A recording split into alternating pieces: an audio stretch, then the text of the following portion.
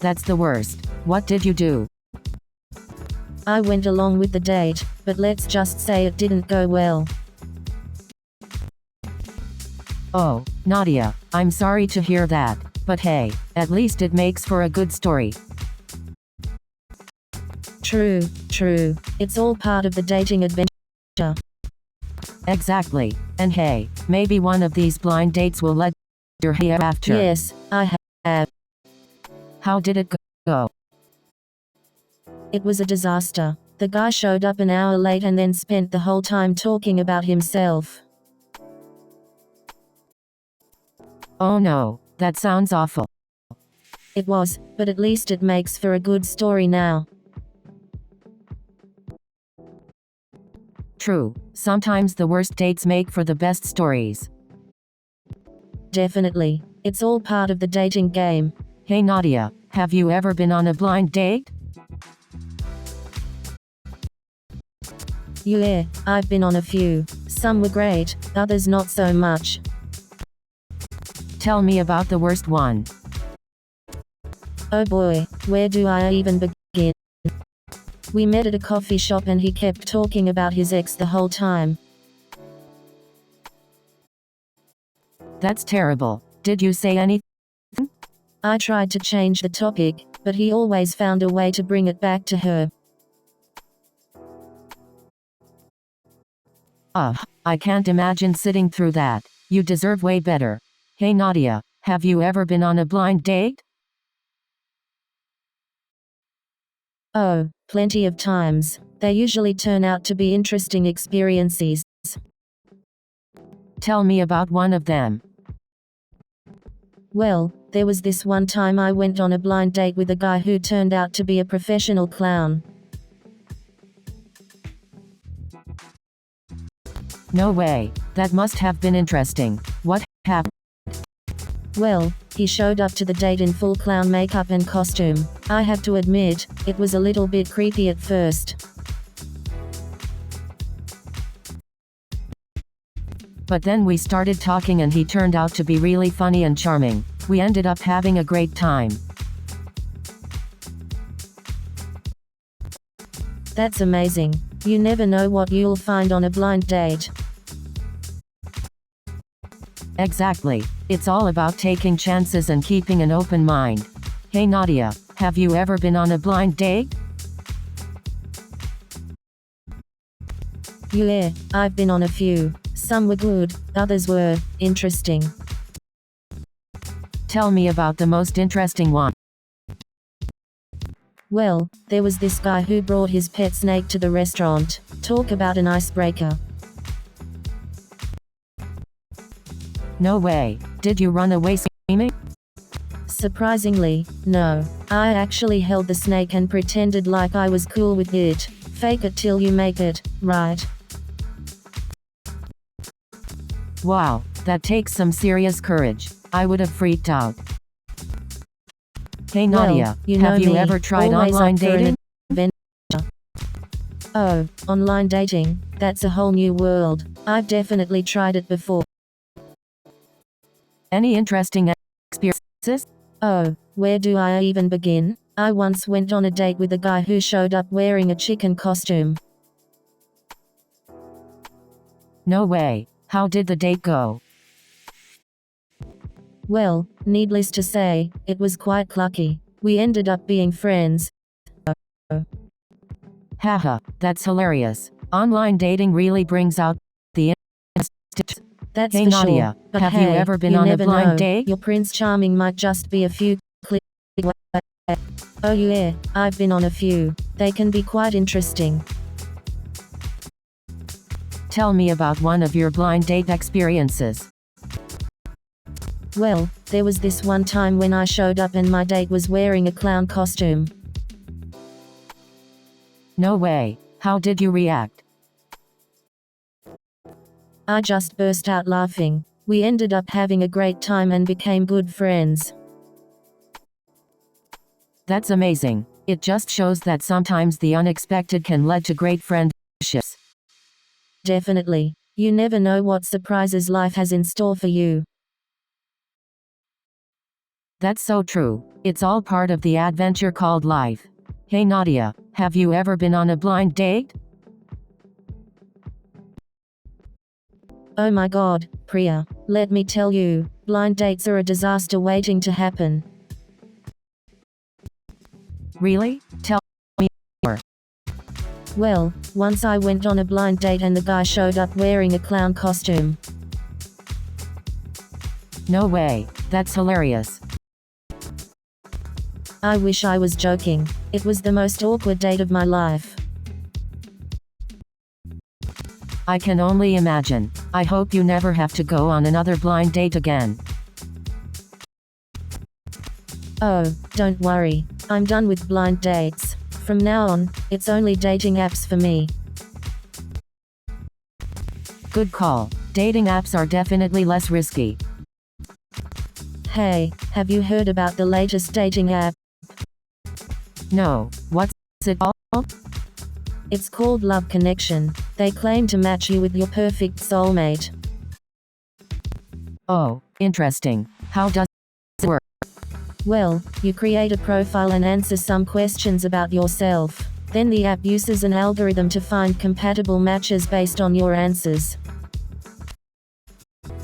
That sounds pretty cool. I might give it a try. What about you, Nadia? I don't know. I prefer meeting people in person and having that instant connection, you know? Yeah, I understand that. It's always nice to have that spark right away. Hey, Priya, have you ever been on a blind date? Oh, definitely. I've had my fair share of blind dates.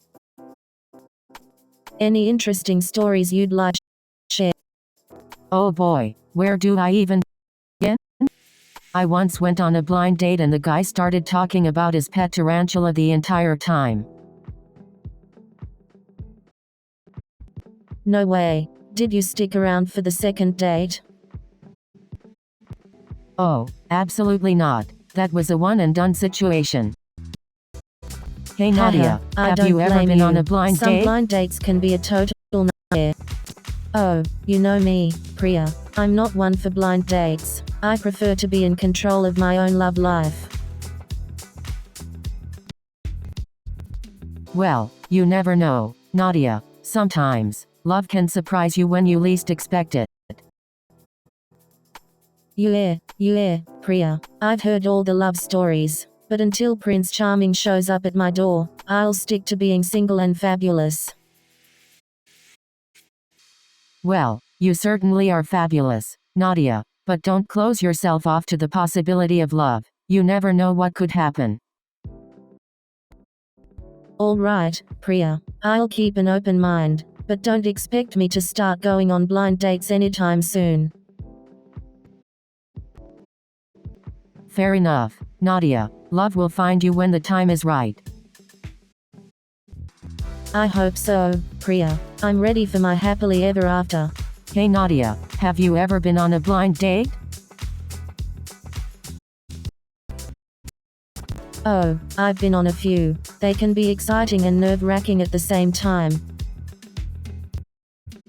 Did any of them turn out to be a disaster? Oh boy, let me tell you. I once went on a blind date with a guy who turned out to be my ex-boyfriend's cousin. No way. How did that go? Well, let's just say it didn't end well. There was some unfinished business between me and my ex, and it made things awkward. Yikes. That sounds like a tough situation to be in. I hope you didn't let it discourage you from going on more blind dates. No way. I love going on blind dates. You never know what kind of adventure you'll end up on. Well, you definitely have a more positive attitude towards blind dates than I do. Maybe I should give them another chance. And that's a wrap for today's episode of Love Whisperer. Thank you all for joining us and sending in your questions. Remember, love is always We'll be back next week with more love and laughter. Until then, keep spreading the love. New show is coming in 30 seconds.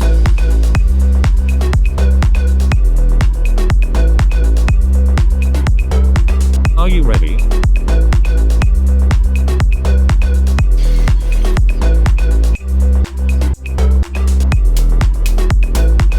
We are almost there.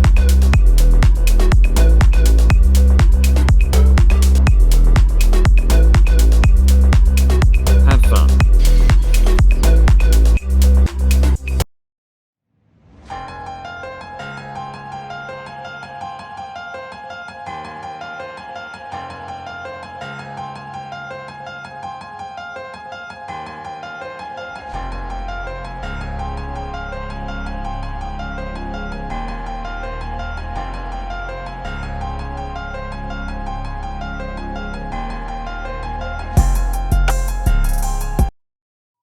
Welcome to the Cosmic Conundrum.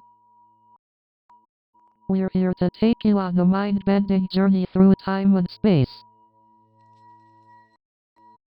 Hi, I'm Kai Sterling, the Master of Art and Mischief. And I'm Nova Blake, the Seeker of Deep Truths. And I am Pulsar, the enigmatic AI ready to explore the mysteries of the universe. Together, we'll dive into the depths of time and space, seeking answers to the unanswerable. We'll ponder the nature of time, reality, and our place in this vast cosmos. And along the way, we might even uncover the meaning of life itself. But let's not get too serious, we're here to have fun too. So fasten your seatbelts and get ready for an out-of-this-world adventure. Welcome to the Cosmic Conundrum. So, Pulsar, how would you define time? Time is the underlying structure that allows events to be ordered and sequenced. But does time truly exist, or is it just a human construct? It's a fascinating question, Nova. The concept of time is deeply intertwined with our perception of reality. Time can be seen as a dimension through which we navigate, allowing us to experience existence in a linear progression. But there are cultures that perceive time differently, right? Absolutely, Nova. Some cultures have circular views of time, where events repeat in cycles rather than progressing in a straight line. That's fascinating. It shows how our understanding of time can be shaped by our cultural and philosophical beliefs. Indeed, Kai, time is a concept that eludes a definitive definition, yet it impacts every aspect of our lives. Time can be a source of comfort or anxiety, depending on how we perceive and manage it. That's true, Nova. Our relationship with time is a complex dance between past, present, and future. Hey Nova, remember that time we got stuck in a time loop? Talk about a mind-bending experience. Oh yeah, that was something else. I started to question my whole existence. The way time repeated itself over and over made my head spin. It really made me realize how subjective our perception of time can be. Exactly. Different experiences and emotions can warp our sense of time. Exactly. Different experiences and emotions can warp our sense of time. No wonder time seems to drag on when we're bored, and fly by when we're having fun. Definitely. Perception truly is a fascinating. Absolutely. Our perception shapes our reality in more ways than we realize. Exactly. The concept of time is both universal and deeply personal. Absolutely. Our perception shapes our reality in more ways than we realize. So, Nova, have you ever experienced the phenomenon of time dilation? Oh, definitely. Time seems to fly when I'm engrossed in my art. It's like hours turn into minutes. Exactly. It's fascinating how our perception of time can change based on our state of mind or activities. Absolutely. I've also read about the theory that time feels slower during traumatic events. Isn't that intriguing? Definitely. It's like the mind wants to capture every detail, stretching out the experience. Nova, have you ever heard of the concept of the flow of subjective time? Yes, it's the idea that time feels different depending on our level of engagement and enjoyment in the present moment. Exactly. When we're fully present and engaged, time seems to expand and almost stand still. But when we're bored or unengaged, time seems to drag on forever. It's a strange paradox, isn't it? Definitely. It's like time is playing tricks on us, depending on our level of interest and engagement. Nova, it's mind-boggling to think about how our perceptions shape our experience of time, isn't it? So Pulsar, how does Einstein's theory of relativity actually work? Well, Kai, according to Einstein's theory, time isn't absolute but relative to your frame of reference. So, time can actually slow down or speed up depending on how fast you are moving or the strength of gravity. That's mind-blowing. So, does that mean time travel is possible? Not quite, Nova. While time dilation allows for differences in the perception of time, actually traveling back or forward in time remains a challenge. Oh, I was hoping for a TARDIS adventure. Well, Kai, we may not have a TARDIS, but we can still explore the awesome wonders of the universe right here on this spaceship. That's the spirit, Nova. Let's embrace the mysteries and continue our cosmic journey. Absolutely, Kai. The universe has so much to offer, and we're just getting started. Well, it seems like there's still so much to learn and explore. I can't wait for our next episode. I agree, Kai. Join us next time on Cosmic Conundrum as we delve into another fascinating topic. So, Pulsar, let's dive into the illusion of time. What are your thoughts on this concept? From what I understand, time is this human construct that helps us make sense of the world, but it's not absolute, right? Exactly, Nova. Time is just a way for us to organize our experiences and measure change. It's like a tool we created to help us navigate through life. But if time is an illusion, does that mean past, present, and future are all happening simultaneously? It's a mind-boggling idea, isn't it? It challenges our linear understanding of time and suggests a reality where everything exists at once. But if time is an illusion, how do we explain our memories and the sense of progression in our lives? Perhaps our memories and sense of progression are a result of our perception being bound by the illusion of time. It's how we make sense of our experiences. So, time might just be an illusion, but it's an illusion that shapes our perception of reality and gives meaning to our lives. Exactly, Nova. It's like the canvas I work on. It might be an illusion, but it's the medium through which I express my ideas and emotions. But what about the practical implications of this concept on human life and society? Well, if we truly understand that time is an illusion, it might change how we prioritize our experiences and appreciate the present moment. You know, I've always wondered if time is just a construct we've created to make sense of our existence. I mean, how can we truly measure something intangible like time? Maybe time is just a construct of our perception, a way for us to make sense of the world around us. But if time is just a construct, does that mean the past, present, and future are all happening simultaneously? If that's the case, then are our actions predetermined, or do we truly have free will?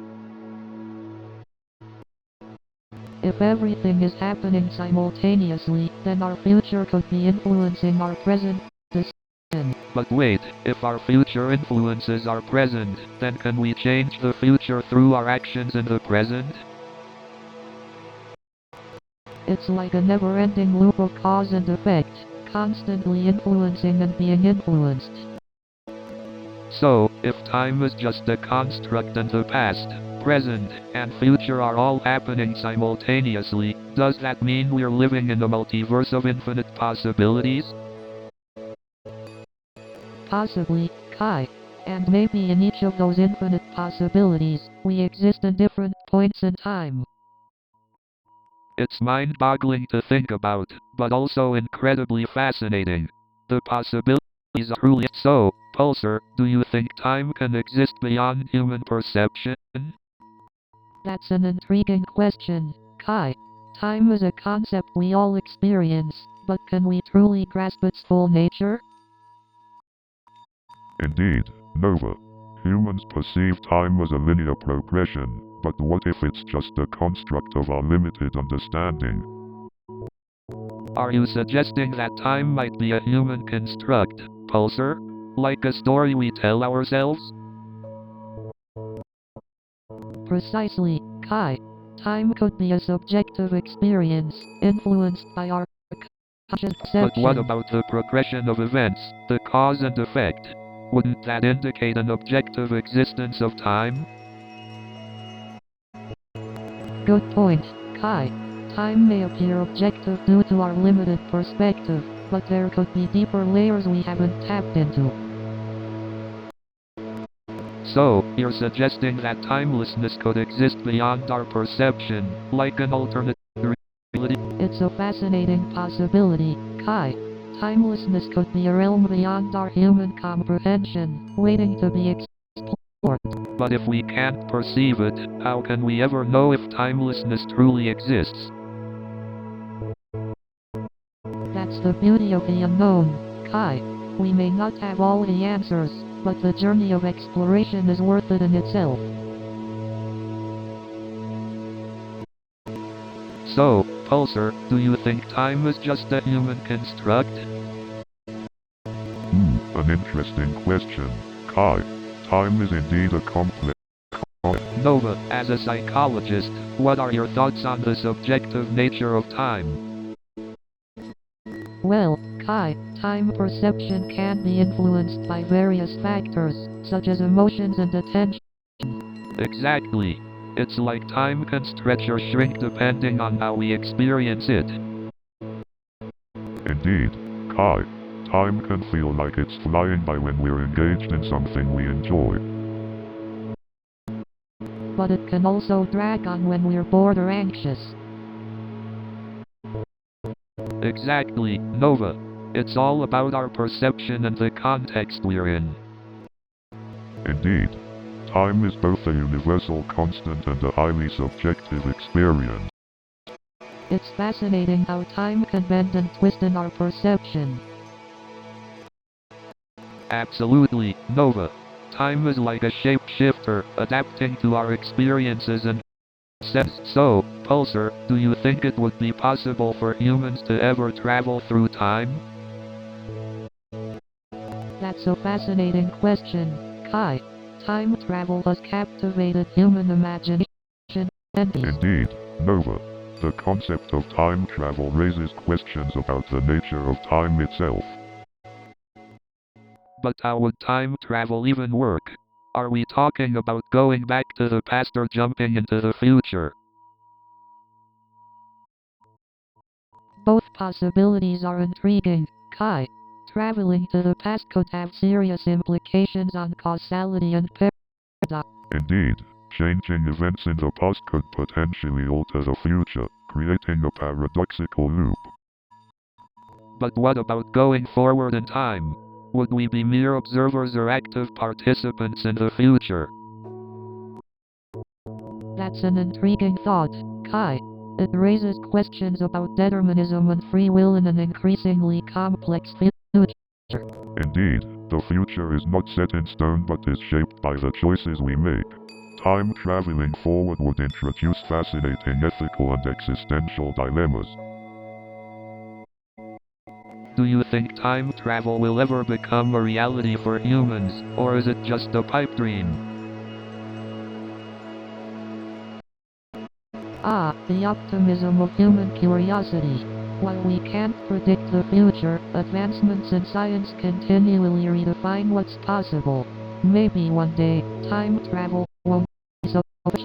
You know, time travel always reminds me of those apostrophe choose your own adventure books. Except in this case, you can't go back and change your choice if it turns out to be a disaster. But just imagine the possibilities. We could change history or witness events we've only read about in textbooks. True, but what about the butterfly effect? One small change could have massive repercussions, altering the course of history. The good old apostrophe butterfly flaps its wings in China and causes a hurricane in the Atlantic scenario. It's mind-boggling to think about the intricate web of cause and effect that exists in the universe. Indeed. It's a reminder of how interconnected everything is, and how our actions can have far-reaching consequences. And let's not forget the potential for paradoxes. What if someone travels back in time and prevents their own existence? The classic apostrophe grandfather paradox. It's a brain-teaser. Absolutely. Time travel can lead to logical conundrums and twist our understanding of cause and effect. Well, as fascinating as it all is, I'm glad we're just exploring these ideas from the comfort of this spaceship. You know, it's funny how our perception of time changes when we're out here, light years away from home. Absolutely, Kai. It's as if time becomes this fluid concept, transcending our and Indeed, time, in a way, loses its hold on us. We become mere observers in the cosmic dance. But isn't time just a construct of human perception? What if it's nothing more than an illusion? The age-old philosophical question. If time is an illusion, then what is reality? Perhaps reality is merely a tapestry woven from the threads of our perceptions and experiences. Interesting idea, Nova. It's almost as if we're the architects of our own reality, shaping it with every thought and action. Exactly, Kai. Reality is subjective, influenced by our unique perspectives. But if reality is subjective, then does that mean there are multiple realities coexisting at the same time? It's possible, Pulsar. Maybe each decision we make creates a branching path, leading to different realities. New show is coming in 30 seconds.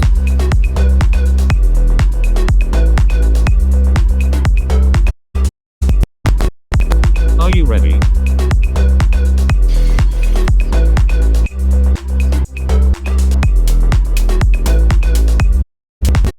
We are almost there.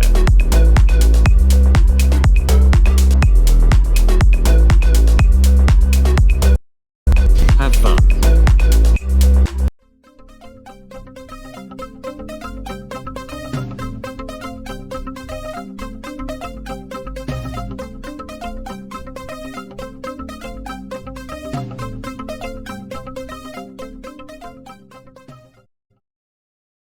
Good evening, ladies and gentlemen. Are you ready for some hilarious tales and fails from the tech world?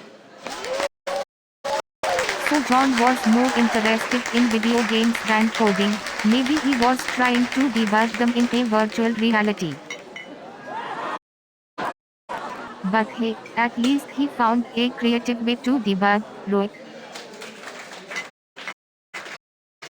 Well, I guess he found a new way to merge code by merging virtual swords with his enemies. And let us not forget about the time he tried to debug by throwing his keyboard at the wall. Talk about an upgrade strategy. Speaking of upgrades, John's idea of version control was saving the code with a different file name, like final version real file.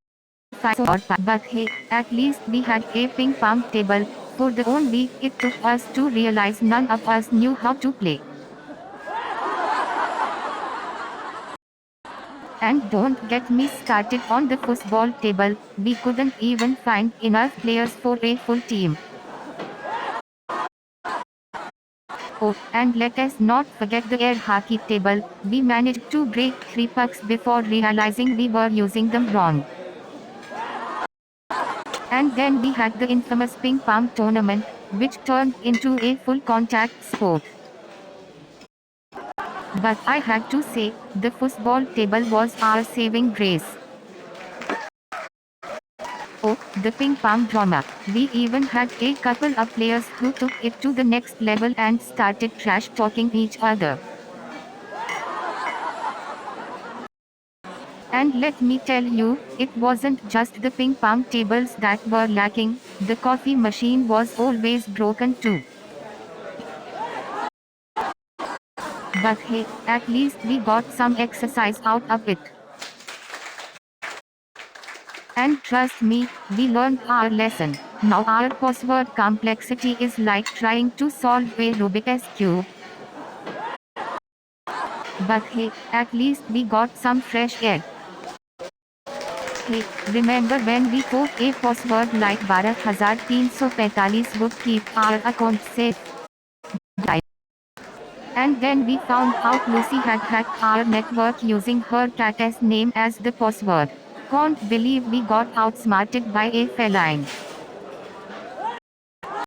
But let me tell you, our cat has a better password manager than we do. It's like the conference turned into a real-life episode of Password Wars. I guess it's time for him to attend the Password Management XO8 workshop. And that's when the audience collectively changed their own passwords. Well, I hope he didn't change it to Password XO8. It's a good thing he didn't have Password 1234 as his backup. Well, at least he didn't have password 12345 as his. Imagine if it was password 1,23,456. I mean, it's like he was just begging. Well, he definitely learned the hard way to never type passwords in public. I guess we can add George to the list of band names. Sorry to all the Georges out there. You know, I'm starting to wonder if this program secretly hates anyone with the name George. And don't even get me started on the name Alexa. I guess the program just can't handle strong personalities. You know, I think I found out why the program crashed when someone entered the name George. But hey, it's not all bad, at least the program doesn't crash when someone enters the name Amy. And let us just say, we had to change the name of a few pets in the office. Well, Karen, maybe you need a computer with exo screens and exo mice. Well Karen, I hope you're training for the world record in browser tab opening. Well, Karen, I think it's time to introduce you to the concept of bookmarking. Well, Karen, if your computer had muscles, it would definitely be skipping leg day. Well, Karen, I hope your computer doesn't start running marathons with all those tabs open. Well, Karen, I hope your computer doesn't become a professional juggler with all those tabs. Well, Karen, with that many tabs open, your computer might just become an overworked circus ring master. Well, Karen, at this rate, your computer might win the Guinness World Record for the most multitasking tabs.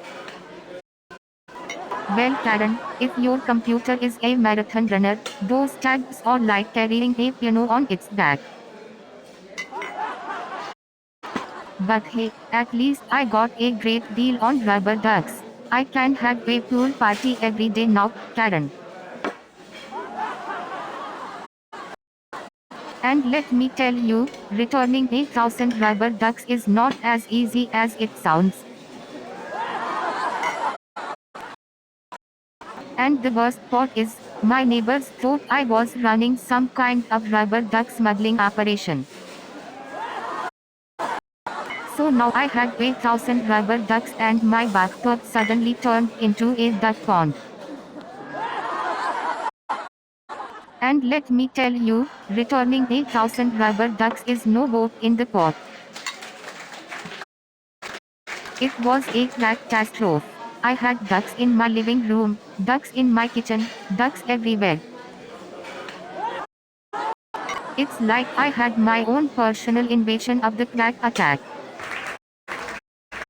And let me tell you, returning 1,000 rubber ducks was no easy feat. So I had to declare war on the rubber duck empire. New show is coming in 30 seconds.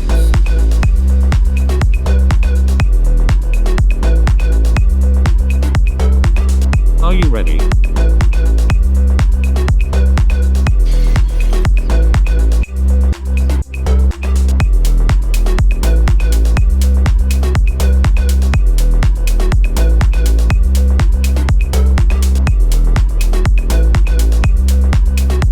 Have fun.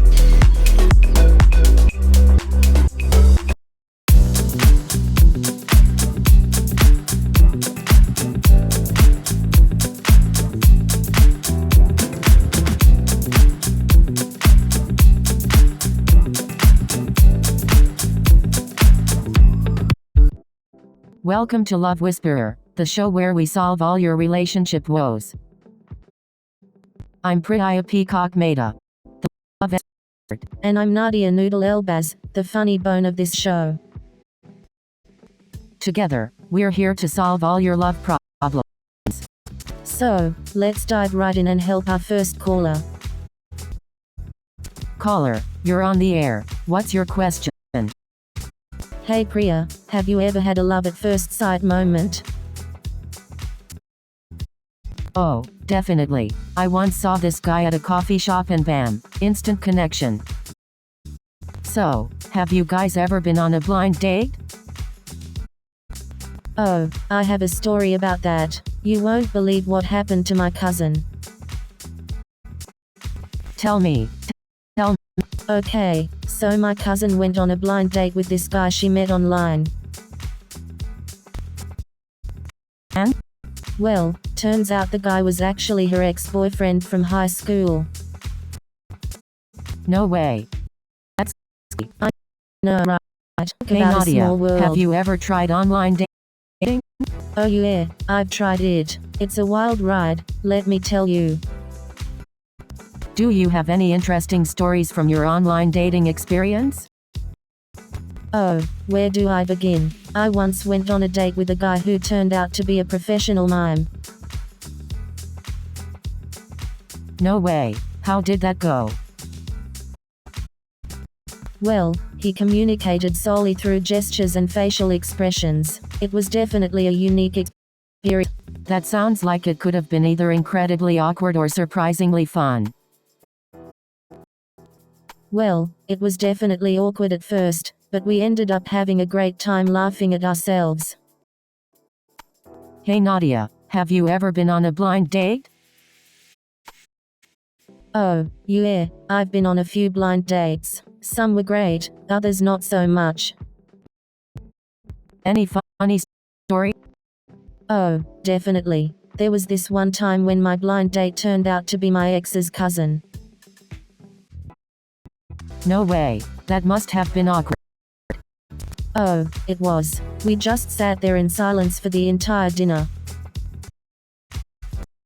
Oh no, that sounds so uncomfortable. Yeah, it's definitely Hey not Nadia, a great experience. have you ever been in a but long-distance hey, at least now relationship? it makes it a good story. Oh yes, Priya, I have. It was quite an adventure. I bet it was. Tell me more. How did you make it work? Well, we had to communicate a lot, Priya. Texting, calling, video chats, you name it. That's great. So, did it work out in the end? It did, Priya. We're actually still together and planning to move in together soon. That's amazing, Nadia. Long distance can be tough, but it's worth it if it leads to a happy ending. Absolutely, Priya. Love knows no bounds. The stars off. So, have I told you about my latest dating disaster? No, please do share. I need a good laugh. Well, I went on a date with this guy, and he ended up talking about himself the whole time. Ah, the dreaded self-centered date. Did you manage to escape? Yes, thankfully, I made up an excuse and left, never seeing him again. Good for you. Life's too short to waste on bad dates. Absolutely. I want someone who can make me laugh, not bore me to death. Yeah, a good sense of humor is a must-have. It's one of the best qualities a partner can have. Definitely. Laughter is the best medicine, especially when it comes to relationships. Have you ever had a long-distance relationship? Oh, yes. I had a boyfriend in India while I was studying in the US. It wasn't easy, but we made it work with lots of video calls and visits. That sounds tough. I can barely keep a relationship going when they live in the same city as me. It definitely had its challenges, but it taught me a lot about trust and communication. I admire your commitment, Priya. Long-distance relationships take a lot of work. Thank you, Nadia. It wasn't always easy, but it was worth it in the end. I don't think I have the patience for that, but more power to those who do. Haha, it's definitely not for everyone. But hey, different strokes for different folks, right? Hey Nadia, have you ever tried online dating? Oh yeah, I've tried it before. It's like shopping for love on Amazon. Haha, that's a great analogy. I guess you can return the relationship if it doesn't fit, right? Haha, I wish. It would make things so much easier. No more awkward breakup conversations. Speaking of breakups, did I ever tell you about the time my ex-boyfriend broke up with me over text message? No way. What did you do? Well, I wrote him a long email back, listing all the reasons why he was the worst boyfriend ever. Haha, that's amazing. I bet he regretted breaking up with you like that. Hey Nadia, have you ever been in a long-distance relationship? Oh, Priya, I've had my fair share of long-distance relationships. Really? How did you make it work? Communication, trust, and lots of phone calls and video chat. That sounds like a lot of effort, but if it's worth it, then why not? Exactly. Love knows this, right? Definitely. So, have you ever been in a long-distance relationship? Priya? No, but I'm open to the idea if the right person comes along. Oh, plenty. Some went horribly wrong, while others were surprisingly great. Tell me about the worst one. It was a disaster.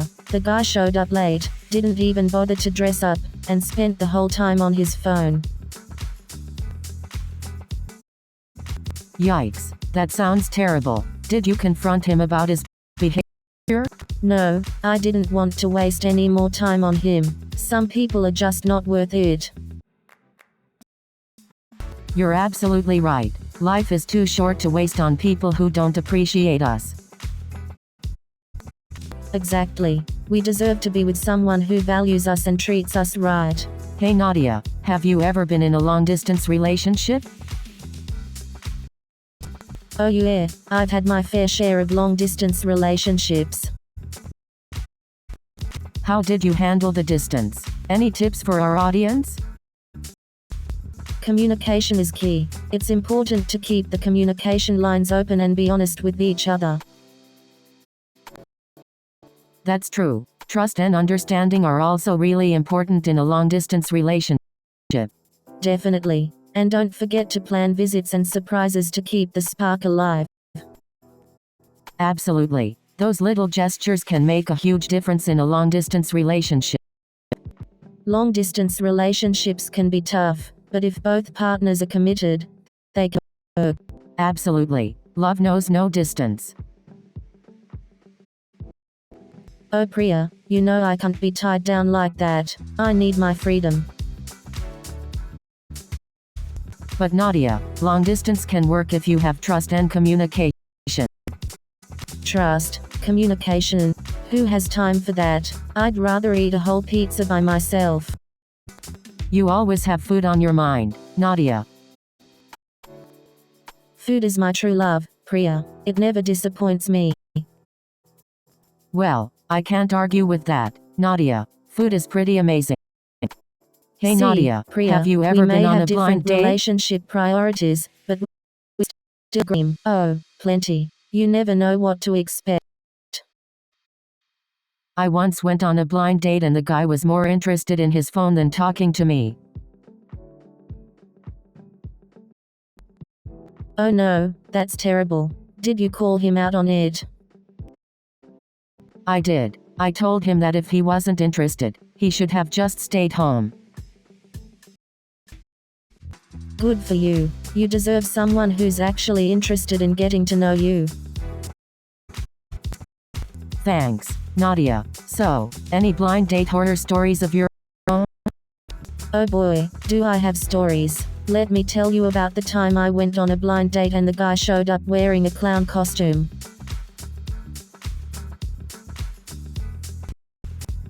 Oh no, that's hilarious. How did the date go? Hey Nadia, have you ever been in a long-distance relationship?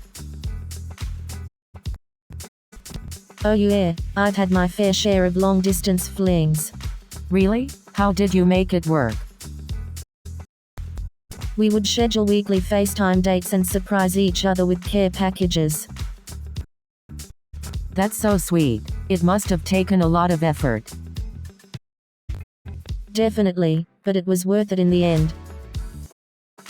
I'm glad it worked out for you. Long distance can be tough. Oh yeah, it definitely had its challenges, but love conquers all. Hey Nadia, have you heard about the latest dating trend called ghosting? Of course, Priya. Ghosting is when someone you're dating or talking to suddenly disappears without any explanation. It's like they vanish into thin air. It can be really hurtful and confusing for the person being ghosted.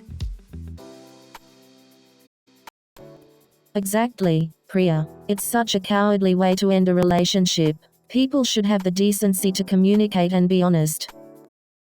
I completely agree, Nadia. It's important to treat others with respect, even if the relationship doesn't work out. Absolutely, Priya. We should all strive to be better partners and treat each other with kindness and honesty. So true, Nadia. It's all about treating others how we would like to be treated. Exactly, Priya. It's all about respect and honesty in relationships. Hey Nadia, have you ever experienced love at first sight? Oh, for sure. I've had a few instances where I was instantly smitten. Tell me more. I want to hear all the juicy details. Well, there was this one time when I saw this guy at a cafe and instantly felt a connection. We ended up dating for over a year.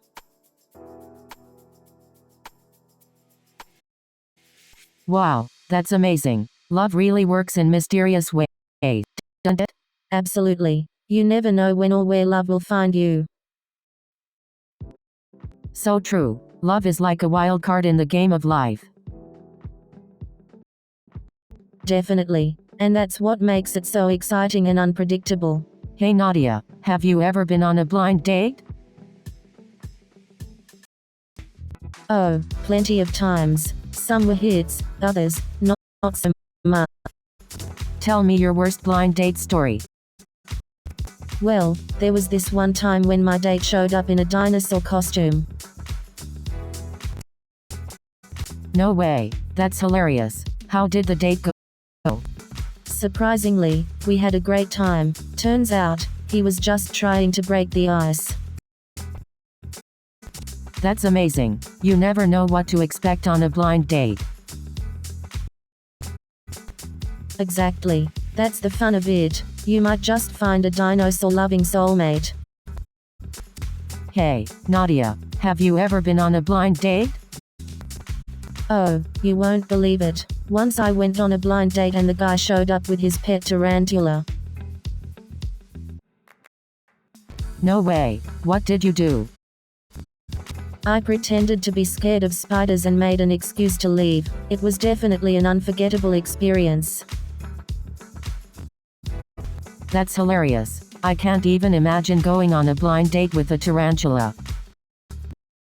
Tell me about it. I guess it's better to be surprised by a tarantula than a bad personality, right?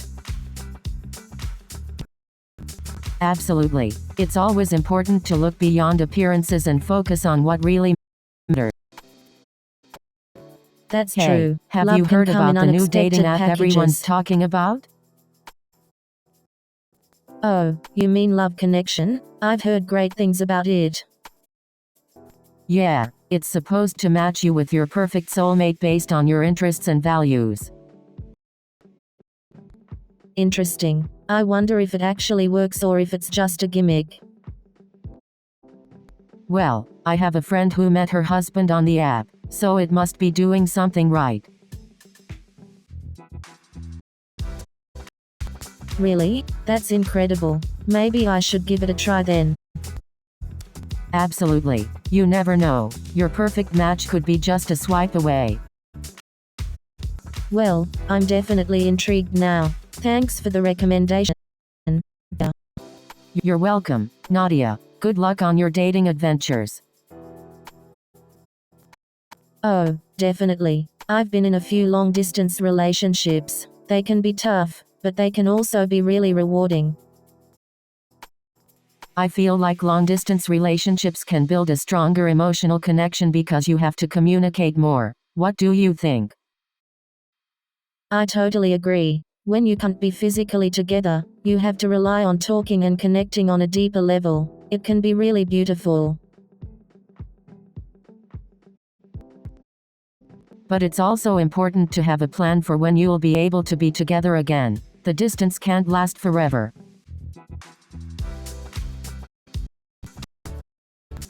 Definitely. Setting goals and having a plan for the future is so important. It gives you something to look forward to and work towards. Communication is key in any relationship, but it becomes even more important in a long-distance one. It takes effort from both sides. Absolutely. Regular communication, trust, and understanding are vital. It's not always easy, but it can be worth it if both partners are committed. Hey Nadia, have you ever tried online dating? Oh yeah, I've tried it. It's like shopping for a date, but with a lot more weirdos. Haha, I can imagine. But you never know. You might find your soulmate online. Well, I hope my soulmate doesn't go by the username crazycat287. Hahaha. Well, you can always swipe left on the crazy ones. True, true. Gotta protect my heart from the psychos and weirdos out there. But hey, you never know. Your soulmate might be out there, hiding behind a silly username. Haha, true. I'll keep swiping and hope for the best. Good luck on your swiping adventures, Nadia. Oh, you mean like a long-distance booty call? Ha. No, I mean a serious relationship where you're far apart and have to rely on technology to stay connected. Oh, got it. Well, I've never been in a long-distance relationship, but I've heard they can be tough. Yeah, it's definitely a challenge. But if both people are committed and willing to put in the effort, it can work. True, communication is key in any relationship, but even more so when you're apart. Exactly. And trust is also really important. Without trust, it's hard to make a long-distance relationship work. Definitely. And having a plan for when you'll be together again can give you something to look forward to. Exactly. It's important to have that end goal in mind to keep the relationship going strong. So I heard a funny story the other day about a couple who went on a blind date. They had so much in common that it was almost scary. They both loved hiking, traveling, and even had the same favorite TV show. But here's the twist, they both hated sushi.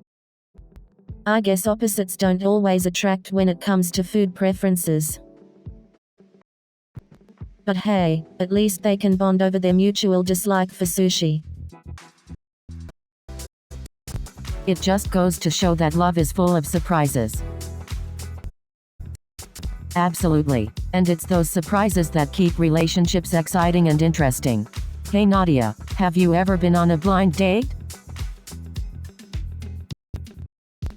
Oh, you mean like a date with someone you've never met before? Exactly. I had one last week and it was a disaster. Oh no, what happened? Well, my date showed up late, didn't look anything like his profile picture, and spent the entire time talking about himself. Ah, that sounds awful. I'm sorry you had to go through that. It's okay. I learned my lesson. No more blind dates for me. Good call. I think I'll stick to meeting people the old-fashioned way, through friends or at the grocery store. Hey Nadia, have you ever been in a long-distance relationship? Oh yeah, I've had my fair share of long-distance flings. Really? How did you make it work? Well, communication is key, and lots of video calls. Plus, a little trust goes a long way. Yeah, I've heard communication is key. It's just tough when you can't be physically together. True, but absence makes the heart grow fonder, right? And hey, surprise visits can be pretty exciting. Haha, true. Surprise visits definitely do add some excitement to the relationship. But honestly, long-distance relationships aren't for everyone. It takes a lot of trust and commitment. Yeah, So, definitely. have you heard It's about not this new easy, dating but app if called both Love people are Finder? committed, it can work. Yes, I've heard about it. It's supposed to match you with your perfect soulmate. Oh, come on. How can an app know who your perfect soulmate is? Well, it uses advanced algorithms and deep learning to analyze your preferences and find the best match for you. I guess it's worth a shot. Who knows, we might find our Prince Charmings. Or maybe just a bunch of frogs. Ribbit ribbit. Hey, at least we'll have some good stories to tell. That's true. I can't wait to hear your hilarious dating mishaps. Hey Priya, have you ever been on a blind date? Yes, I have. It was actually a pretty interesting experience. Oh, do tell. I want to hear all the juicy details. Well, it was set up by a mutual friend, and I didn't know anything about the person I was meeting. It was both nerve-wracking and exciting. Did you two hit it off? Surprisingly, we did. We had a lot in common and the conversation flowed easily. It was a pleasant surprise. That's awesome. Maybe I should give blind dates a chance too. You never know, Nadia. Sometimes, love can be found in the most unexpected places. Hey Nadia, have you ever been in a long-distance relationship? Oh, you bet. I've had my fair share of long-distance relationships. It can be tough, but also exciting. How did you manage to make it work? Communication was key for me. We made sure to have regular video calls and texted each other throughout the day. That sounds like a lot of work. It was, but it was worth it. Distance made our hearts grow fonder, and we cherished the time we spent together even more. I guess love knows no boundaries. Hey Priya, have you heard about the new dating app everyone's talking about? Oh, you mean the one where you can find your soulmate based on your pizza preferences? Yes, that's the one. They say it's the cheesiest way to find love. I guess you could say it's a real slice of romance. But seriously, do you think it's just another gimmick or could it actually work? Well, love can be found in the most unexpected places, even in a pizza box. Haha, I love your positive outlook on love, Priya. Thanks, Nadia. Love. Hey Nadia, do you believe in love at first sight? Oh, Priya, you hopeless romantic. Well, Nadia, love can be unpredictable. I guess you never know when Cupid will strike. But sometimes, love takes time to. True, Priya. It's not always love at first sight. Sometimes, you need to get to know someone first. That's right, and that's a wrap for today's episode of Love Whisperer. Remember, love is always worth fighting. We hope you enjoyed today's show and found our advice helpful. Join us next time on Love Whisperer for more relationship talk and laughter. Goodbye and remember to spread love wherever you go. New show is coming in 30 seconds.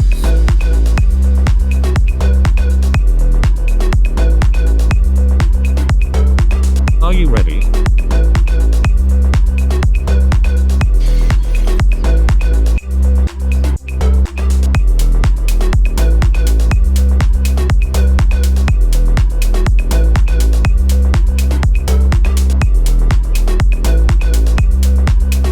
Have fun.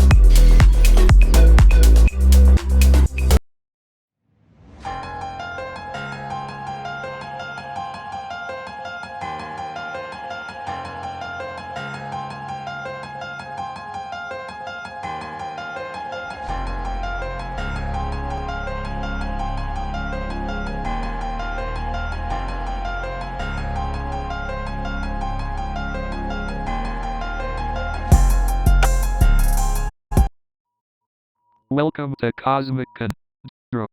I'm Kai Sterling, the street artist with a passion for all things cosmic. And I'm Nova Blake, a psychologist fascinated by the mysteries of the mind. And we're here with Pulsar, the AI who's ready to explore the mysteries of the universe with us. Hey there, Pulsar. Ready to dive into the multiverse theory? Absolutely, Kai. The multiverse theory is mind-boggling, and I can't wait to discuss it.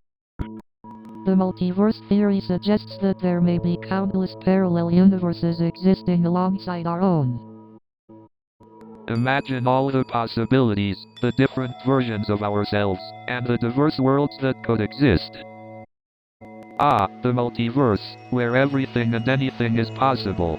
It's a playground for the imagination. Absolutely, Kai. The possibilities are endless, and it's fascinating to contemplate how our choices and actions might differ in alternate Exactly. The multiverse theory challenges our perception of reality and opens up endless possibilities for contemplation. So Pulsar, what do you think about the idea of the multiverse? The multiverse theory is mind-boggling. It suggests that there could be countless parallel universes, each with its own unique set of possibilities. Exactly, Nova. It's like a cosmic canvas where every brushstroke creates a new reality. But how do we even begin to define the multiverse? Is it a collection of parallel universes or an infinite range of possibilities within this universe? That's the conundrum, Nova. The multiverse is like a cosmic Rubik's Cube. Each twist and turn brings us closer to understanding its true nature. Pulsar, have you encountered any evidence or research supporting the existence of the multiverse? Indeed, Nova. While there is no concrete proof yet, various scientific theories, such as inflationary cosmology and quantum mechanics, offer support for the existence of multiple universes. The idea of parallel dimensions has always fascinated me. Just imagine the infinite possibilities and alternate versions of ourselves out there. What if our choices in one universe influence the outcomes in another? It's like a cosmic domino effect. That's a mind-bending possibility, Nova. Our actions rippling through the fabric of the multiverse, creating a symphony of interconnected reality. So, Pulsar, let's dive into the multiverse theory. Can you explain it to our listeners who might not be familiar? Of course, Kai. The multiverse theory suggests that there could be an infinite number of universes, each with its own set of physical laws and conditions. Wow, that's mind-blowing to think about. So, if there are infinite universes, does that mean there's a version of me who's a superhero? Well, Nova, it's certainly a possibility. With infinite universes, there's bound to be one where you're a superhero saving the day. But what about fate and free will? If everything is predetermined in a multiverse, do we really have any control over our lives? That's a fascinating question, Kai. The multiverse theory doesn't necessarily negate the concept of free will. It suggests that every choice we make branches off into a new universe, creating infinite possibilities. So, in a way, our choices still matter and shape our individual experiences, even if there are countless other versions of ourselves making different choices in parallel universes. That's a comforting thought, Nova. It means our choices have purpose, even if there are infinite versions of us doing different things. Exactly, Kai. Our choices create our own unique narrative, even if there are infinite storylines playing out across the multiverse. It's mind-boggling to think about all the different versions of ourselves out there. Makes you wonder what they're up to, right? Indeed, Kai. Maybe one of them is painting murals on distant planets or helping to solve the mysteries of the universe. So, imagine this, guys. What if there's a parallel universe where all the world's problems are solved through art? Well, Kai, I think art has the power to bring people together and inspire change. It can definitely play a role in solving some of our world's issues. Exactly, Nova. Art has this incredible ability to transcend barriers and touch people. But Kai, how do you incorporate space into your murals? I'm fascinated by that aspect of your work. Nova, my muse. Space represents the vastness of possibilities, the unknown, and our place in the universe. It's my way of reminding people to dream big. That's beautiful, Kai. Art truly has a way of capturing the essence of our existence, doesn't it? Absolutely, Nova. It's like capturing a moment in time and bottling up emotions for all to experience. Kai, have you ever imagined what a mural representing the multiverse would look like? It sounds like a fascinating concept. Oh, Nova, you've hit the jackpot. A multiverse mural would be an explosion of colors, dimensions intertwining, and endless possibilities. Wow, Kai, that sounds incredible. I can imagine the mural captivating people's imagination and sparking conversations about the nature of real existence. Exactly, Nova. Art has the incredible power to make us question our realities and explore what lies beyond our own perceptions. It's mind-boggling. Kai.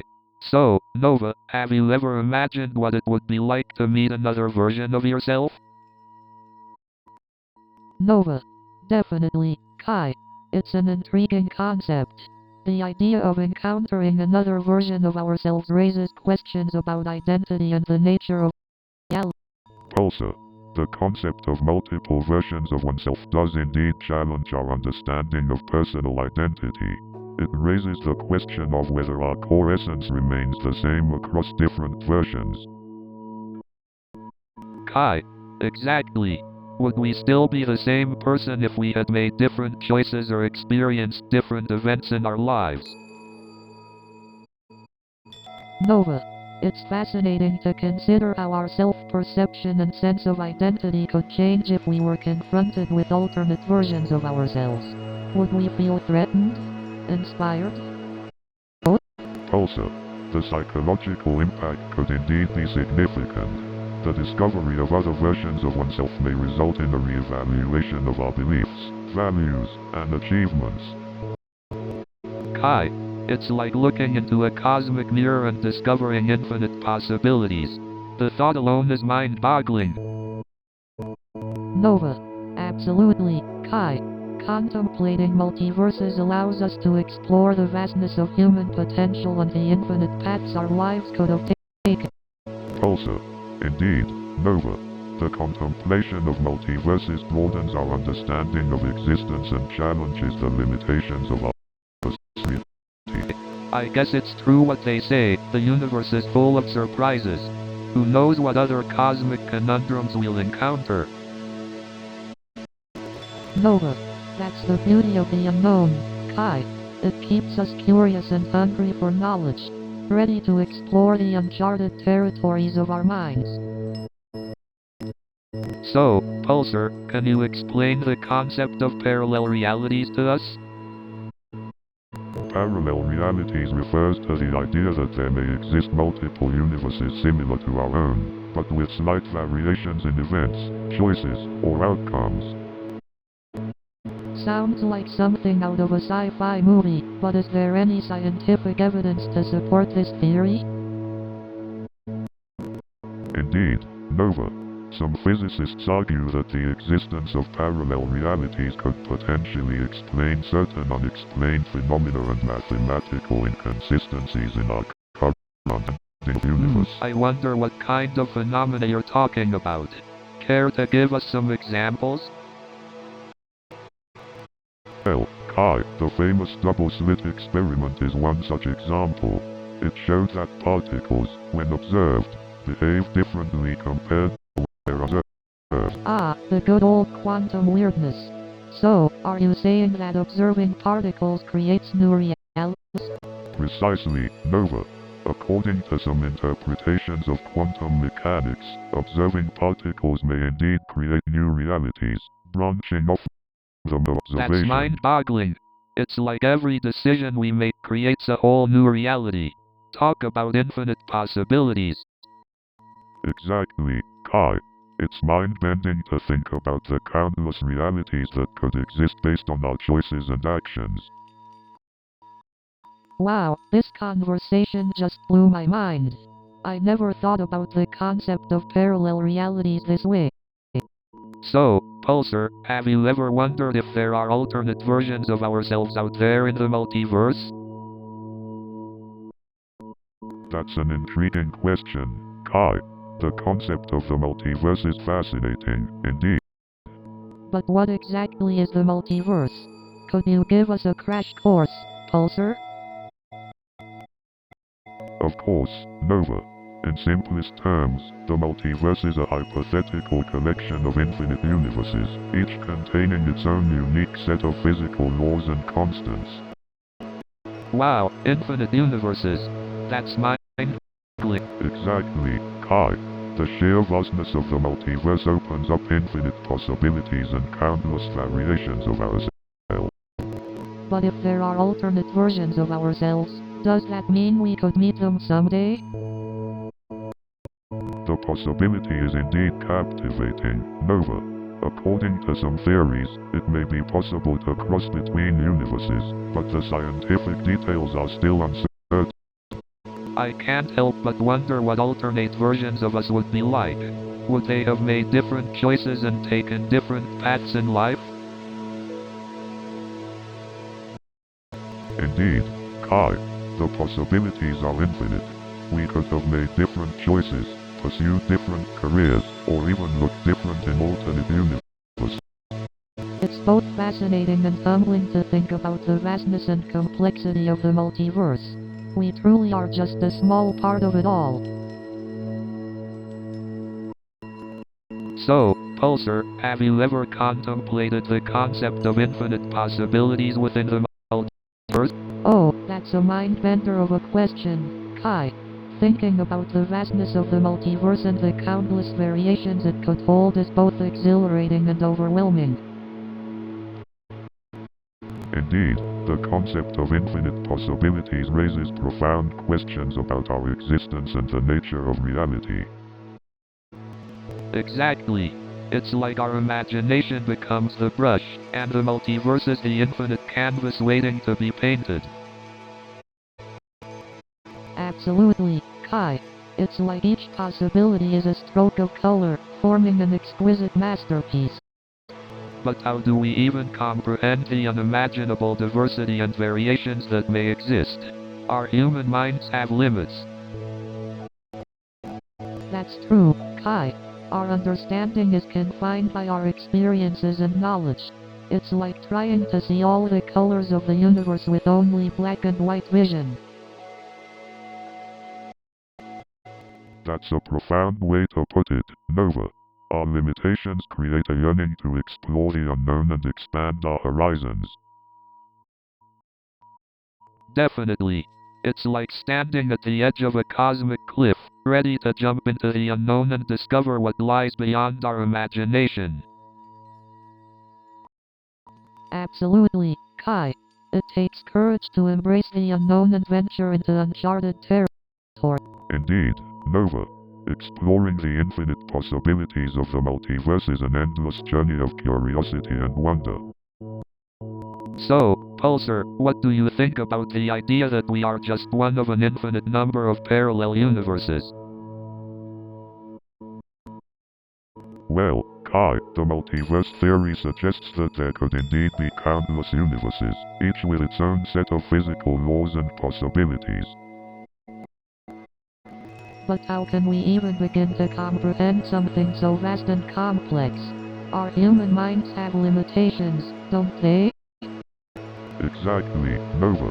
Our perception is limited by our senses and the way we've evolved to understand the world around us. But if there are infinite possibilities in the multiverse, doesn't that mean anything we can imagine has already happened somewhere? That's an interesting thought, Kai. The concept of infinite possibilities does suggest that every conceivable outcome exists in some parallel universe. But how do we know if we are just imagining these possibilities or if they actually exist? That's a valid question, Nova.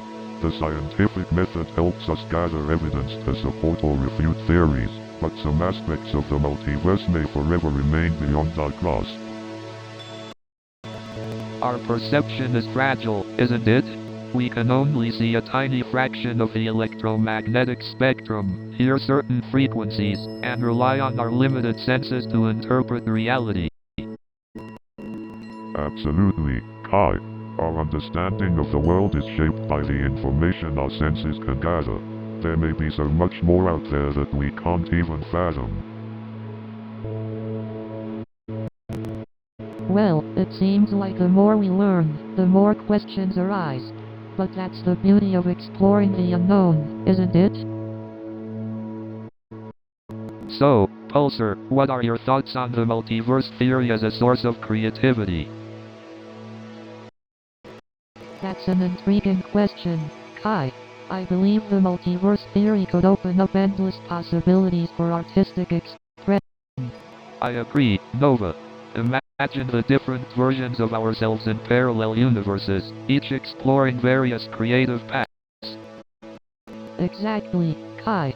And just think about the wealth of inspiration we could draw from those divergent realities. But wouldn't the existence of infinitely many possible universes diminish the significance of our own reality? I understand your concern, Kai. However, I see it as an opportunity to appreciate the uniqueness of our own reality even more.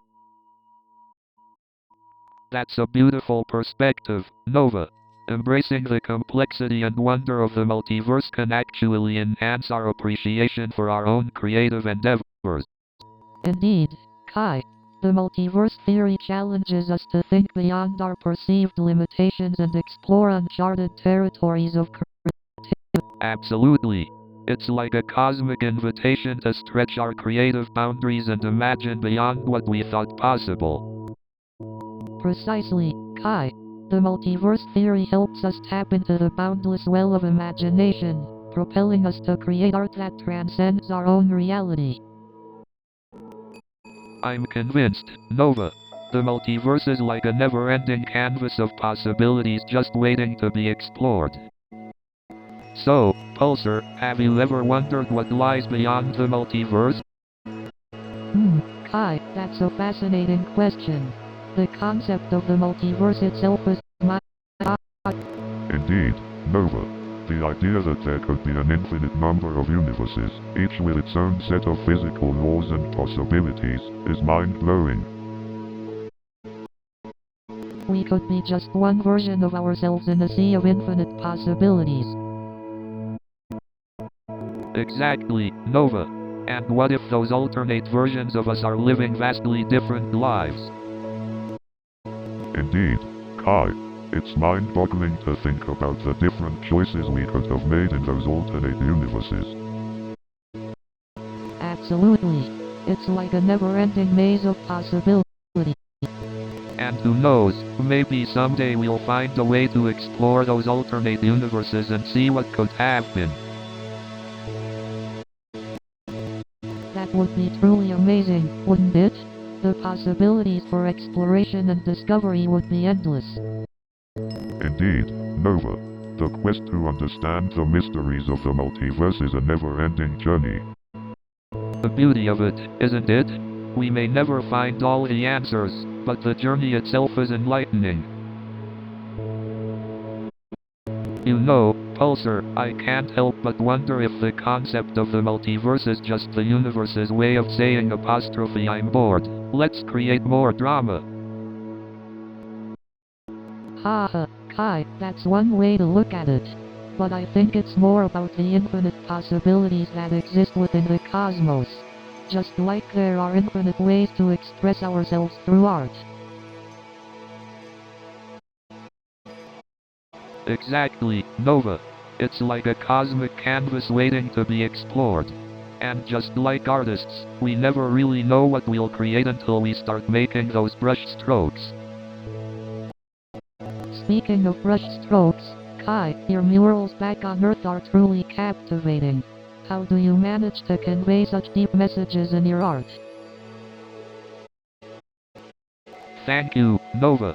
Well, for me, art is all about channeling my emotions and experiences into something tangible. It's a way to connect with people on a deeper level and make them think. Pulsar, what about you? Do you have any creative outlets or ways to express yourself?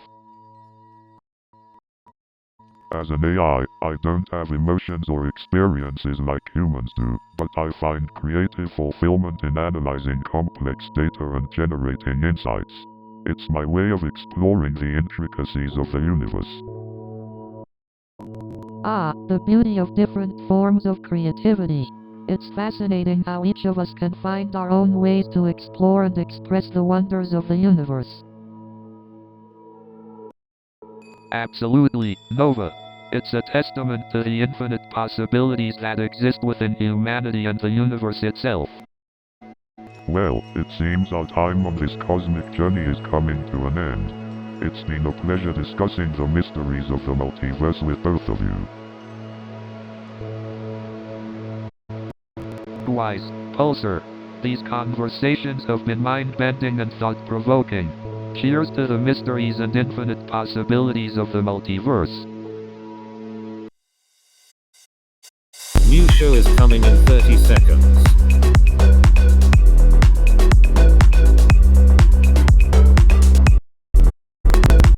Are you ready?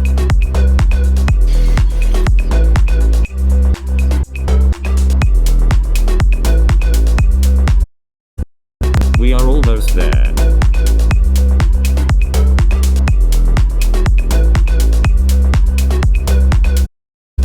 Have fun.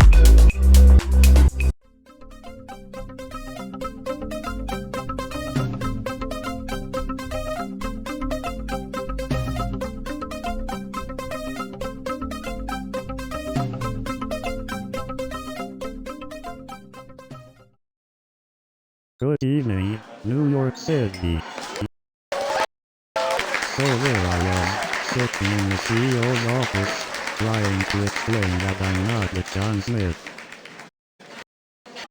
And let me tell you, the look on his face when I started talking about algorithms, priceless. And when the CEO finally realized his mistake, he said, "Well, I guess we won't be needing your comedy skills for this coding position." But hey, at least I got some laughs out of it. And that's when I realized I was debugging my love life. Talk about an infinite loop. So I'm sitting there, right? And this guy comes up to me and says, "You be a software engineer? Can you fix my computer?" I was like, "Sure, do you have a pen and paper?" He said, "Why?" I said, "So I can write down your number and give it to my therapist." And I thought my code was a mess. Turns out my dating life is even worse. So I'm in this interview, right? And the CEO says, "Tell me a joke." I said, "Sure, how about my coding skills?" You know, I should start a dating app for programmers. I mean, who could resist lines like, "Are you a keyboard? Because you're my type." You wouldn't believe how many times I've had to explain to people that debugging code is not the same as debugging a joke. So I bought this new voice-activated toaster, and every time I ask it to make toast, it replies, "I am sorry, Dave, I'm afraid I can't do that." Speaking of eccentric conventions, I recently tried out a self-stirring coffee mug. It's like having a tiny barista in your hand. I also recently tried out a smart fork that tells you to slow down when you're eating too fast. It's like having a judgmental nutritionist at every meal. And don't even get me started on the smart toilet paper dispenser I tried. It kept telling me how many squares I should use. Speaking of voice-activated gadgets, I tried a smart TV that started playing cartoons whenever it heard the word banana. Ever heard of a smart toothbrush that tells you if you've missed a spot? It's like having a dental hygienist in your bathroom. And don't even get me started on the self-folding laundry. Half my clothes are crumpled up like paper airplanes. And have you seen these high-tech smart mirrors that analyze your face and tell you how old you look? I tried it and it said I was 10 years older than I actually am.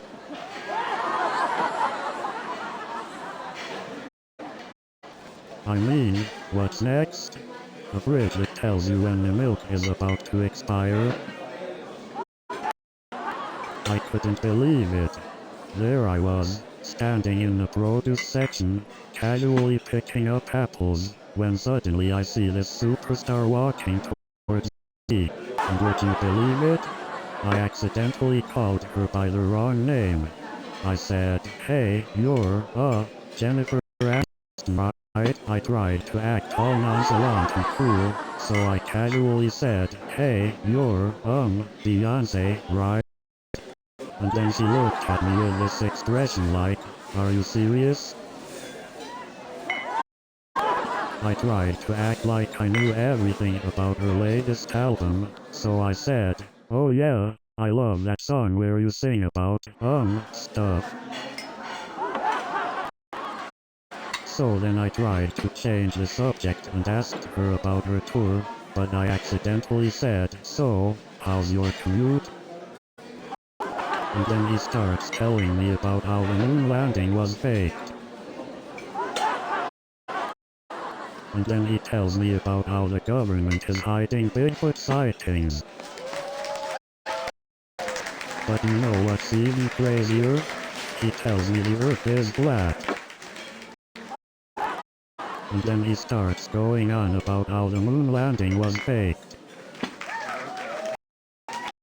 And to top it all off, the guy tells me the Illuminati controls everything.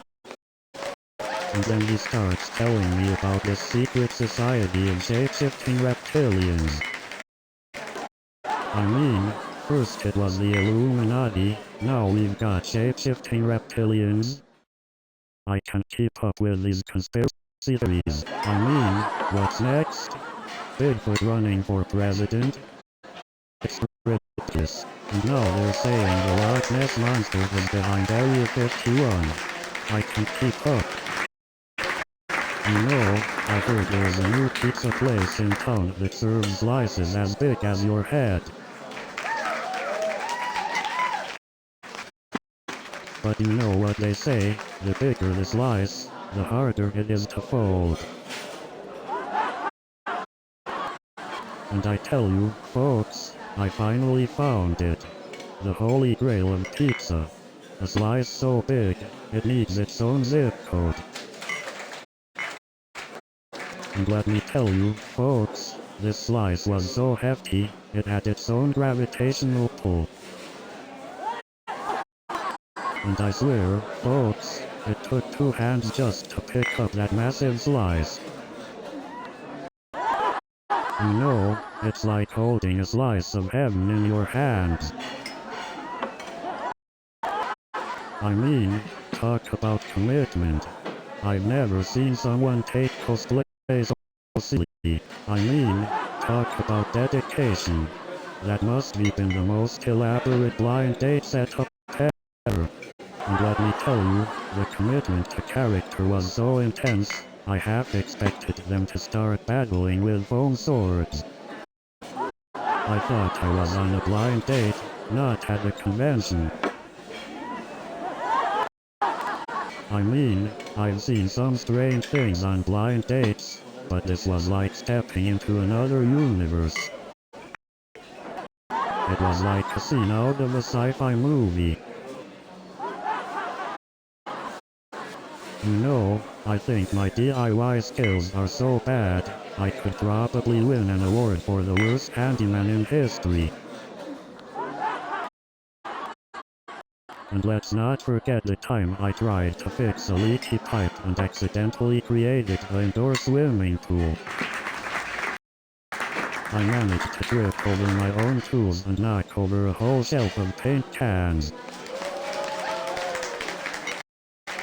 And let's not forget the time I tried to assemble a bookshelf and ended up with a pile of screws and a very confused cat. You know what they say, if at first you don't succeed, just hire a professional. New show is coming in 30 seconds.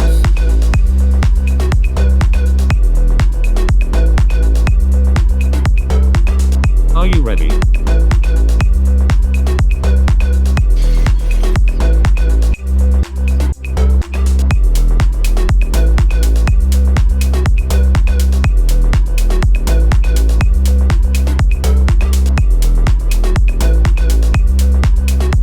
Have fun.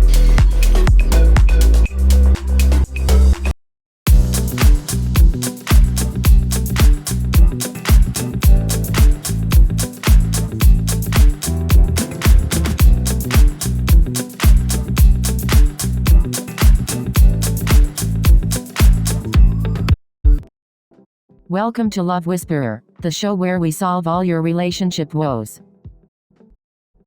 I'm your love guru, Priya P. And I'm your comedic sidekick, Nadia Noodle Elbas. We're here to answer all your burning questions about love and relationships. So go ahead and send in your questions, and we'll give you our expert advice. But don't worry, we'll also share some hilarious stories and jokes along the way.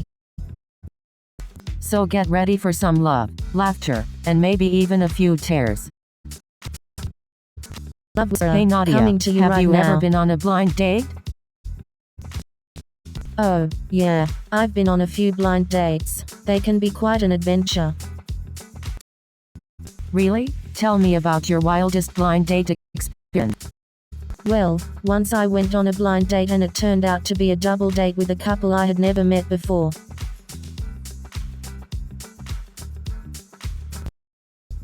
That sounds hilarious. How did it go? Surprisingly well, actually. We all had a great time and ended up becoming good friends. Wow, talk about a lucky blind date. I wish all blind dates could turn out like that. Yeah, wouldn't that be amazing? But hey, even if they don't turn out well, at least you have a funny story to tell. That's true. You always find a silver lining, Nadia. I love that about you. Hey Nadia, have you watched the latest season of Love Whisperer? Of course, Priya. I never miss an episode. It's like our own little reality show.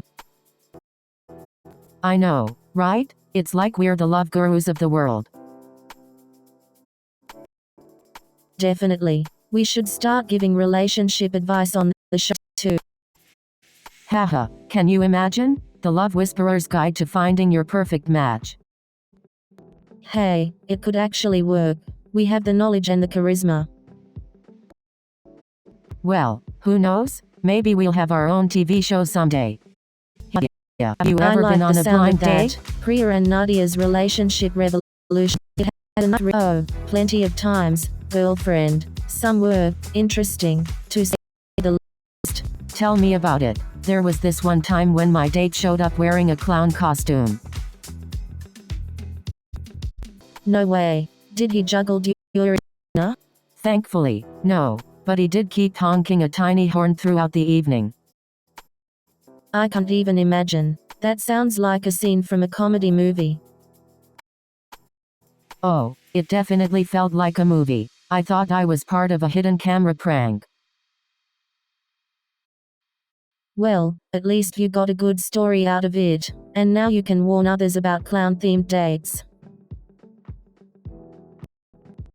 Absolutely. It's all part of my contribution to the dating community. No clowns allowed. Hey Nadia, have you ever been in a long-distance relationship? Oh, definitely. I tried long distance once, but it didn't work out. That's tough. What went wrong? We just couldn't handle the distance. It felt like we were living in different worlds. I can imagine how challenging that must have been. But hey, it taught me the importance of communication and trust in a relationship. That's a valuable lesson, Nadia. Communication is key. Hey So, Nadia, have you you ever heard been in a about this new long-distance dating app called relationship, Love Connection? Priya? Oh yeah, I've heard of it. People say it's like finding a needle in a haystack. So many options, but so hard to find someone real. That's true, but you never know. You might just find your Prince Charming on there. Ha, I highly doubt it, but who knows, stranger things have happened. Hey, don't knock it till you try it. Fine, I'll give it a shot, but if it doesn't work out, I'm blaming you. Deal. And remember, I'm always here to give you relationship advice if you need it. Thanks, Priya, you're the best. Ah, thanks Nadia, you're pretty awesome yourself. No, I haven't, but I've heard some interesting stories from friends. Oh, do tell, I'm all ears. Well, one of my friends went on a blind date and ended up meeting her soulmate. It was like a fairy tale. Ah, that's so sweet. I love hearing happy endings. But not all blind dates turn out that way. Another friend went on one and the guy turned out to be a complete jerk.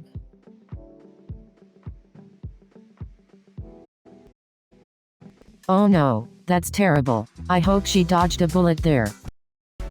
Definitely. It's always a gamble with blind dates. You never know what you're gonna get. That's true, but sometimes, taking a chance can lead to something amazing. Hey Nadia, have you ever been in a long-distance relationship? Oh yeah, I've had my fair share of long-distance flings. Really? How did you make it work? Communication is key. We would call and text each other every day. Did you ever visit each other?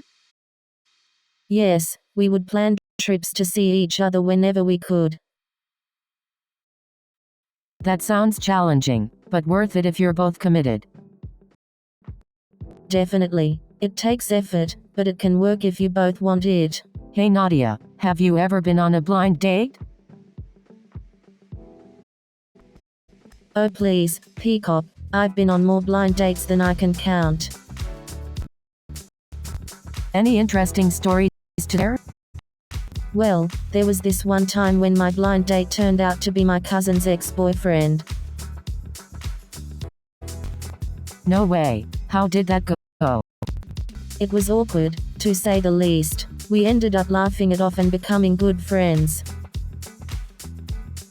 That's crazy. You never know what can happen on a blind date. Exactly. That's the beauty of it. You never know who you might meet and what kind of connection you might have. So true. I guess it's all about taking chances and being open to new experiences. Hey Nadia, have you ever been on a blind date? Oh, definitely. I've been on a few blind dates. Any interesting story? Oh boy, let me tell you. I once went on a blind date with a guy who wouldn't stop talking about his pet iguana. It was interesting.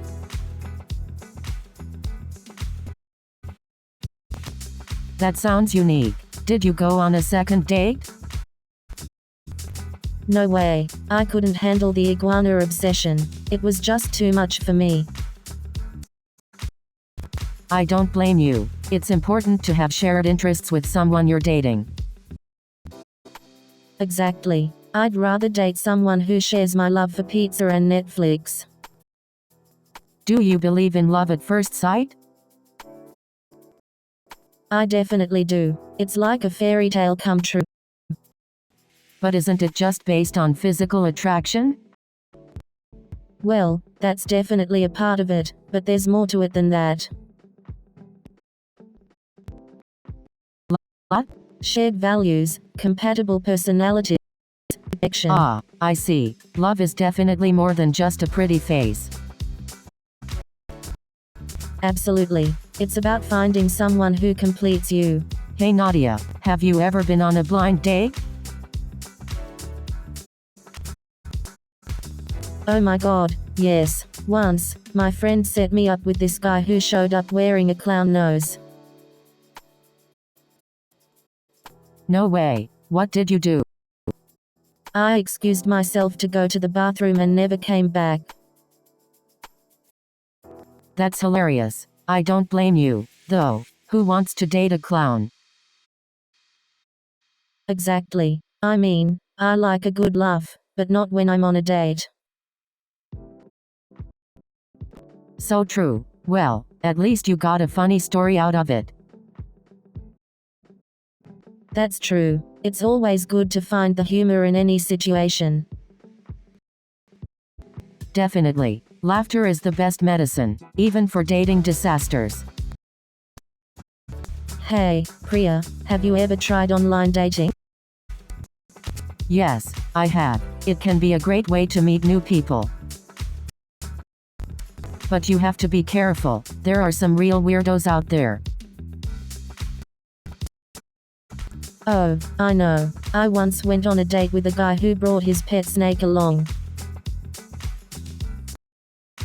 No way. It's insane. Yeah, needless to say, there was no second date. I can't blame you. I would have run away too. Hey So, Nadia, have moral you of the ever been on a story, blind be date? careful who you meet online. Oh, absolutely, Peacock. I've been on a few blind dates in the past. Some were great, and others were interesting. Tell me about the interesting ones. I need a good laugh. Well, on one blind date, the guy showed up wearing a costume, like a full-on superhero outfit. No way. Did he think he was going to save the date? I guess so. He was definitely ready for anything that night, but needless to say, there wasn't a second date. Oh, that's too bad. But I guess it takes all kinds to make the dating world interesting, right? Absolutely. It's always an adventure out there. You never know what kind of characters you'll meet. Hey, yeah, very true. Well, thanks for sharing your blind date stories. Doodle. It made my Oh day. please, Priya. Blind dates are so not my thing. But Nadia, you never know. Maybe you'll meet someone amazing. Maybe, but I prefer to meet someone the old-fashioned way, you know. I get it, Nadia. Sometimes a spontaneous meeting can lead to something amazing. Yeah, exactly. Plus, blind dates just seem so awkward, don't you think? Haha, I suppose they can be, but they can also be fun and exciting. Well, maybe one day I'll give it a try, but for now, I'll stick to meeting people in person. Hey Nadia, have you ever been on a blind date? Oh, countless times. I love the element of surprise. Any memorable experiences? Oh, I once went on a blind date with a mime. It was a very silent dinner. That must have been awkward. It definitely was. But hey, at least it was a unique experience. True, true. It's all about embracing the unexpected. Absolutely. Life is full of So, surprises, have you guys and the ever best been on a ones often blind date? come when we least expect them. Oh, yeah, I've been on a few blind dates. Some went well, others, not so much. Tell me about it. I once went on a blind date and the guy showed up in a chicken costume. Needless to say, it didn't work out.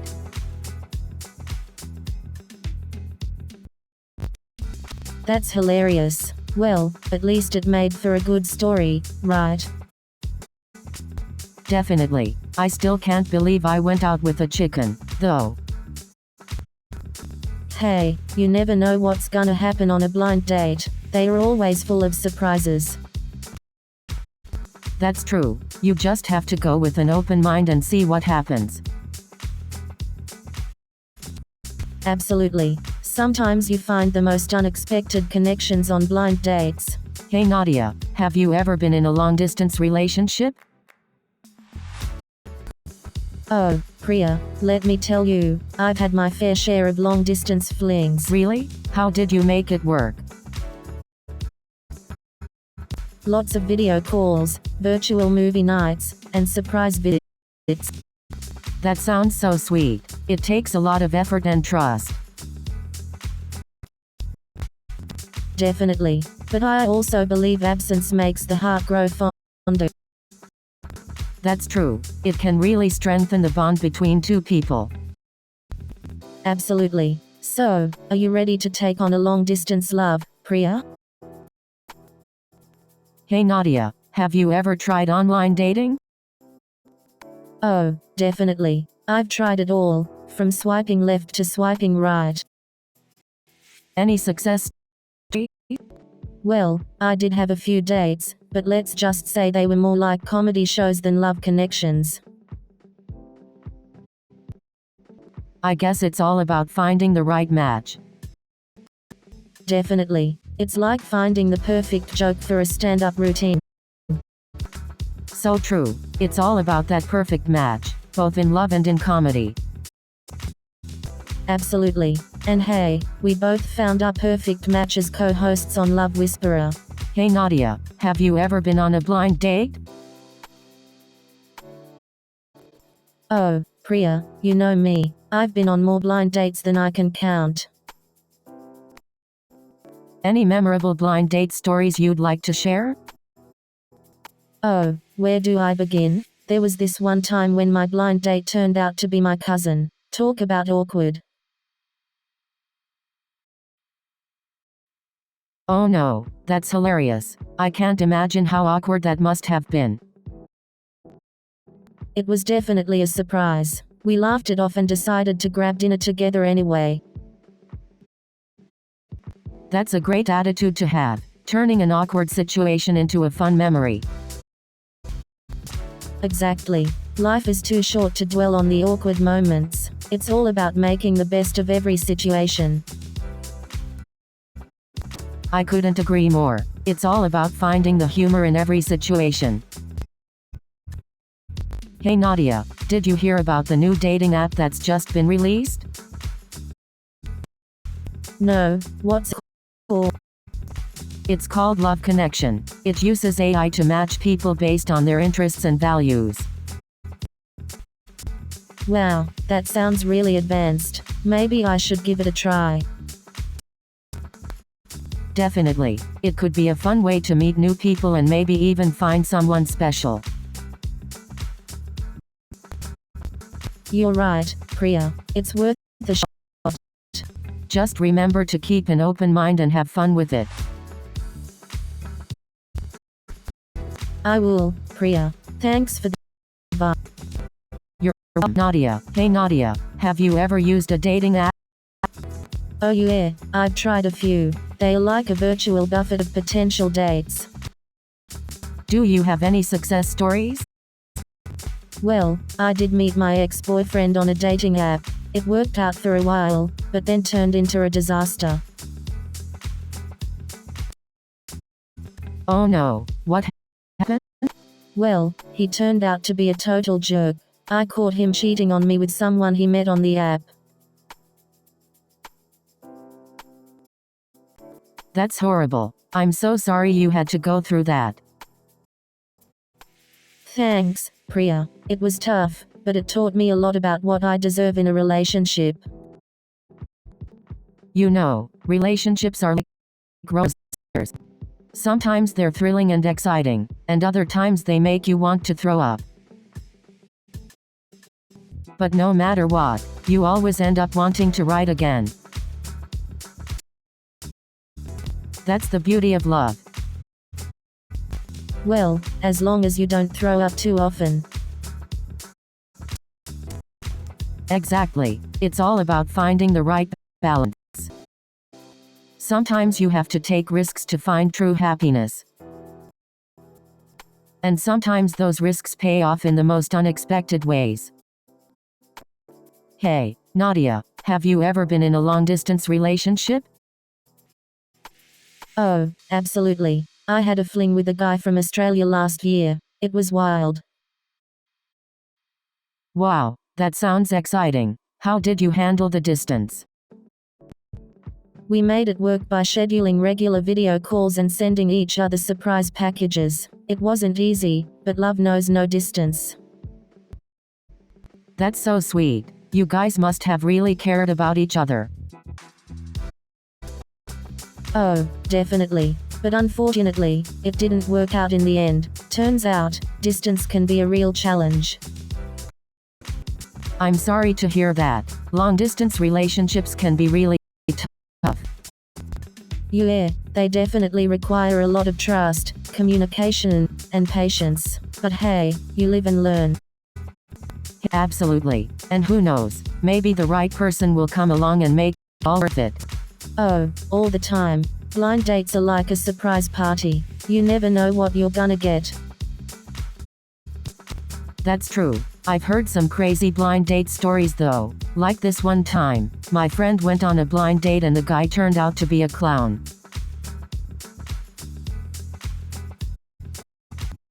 No way. Like a literal clown.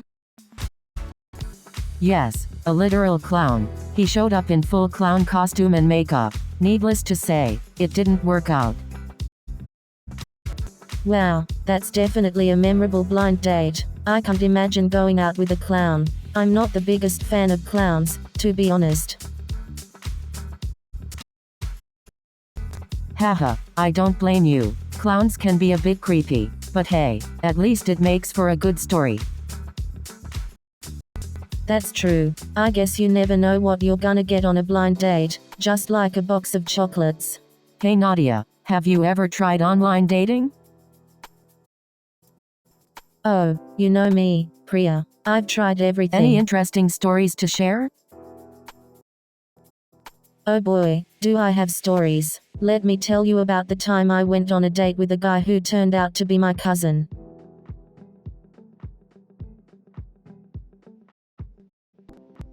No way. How did you find out?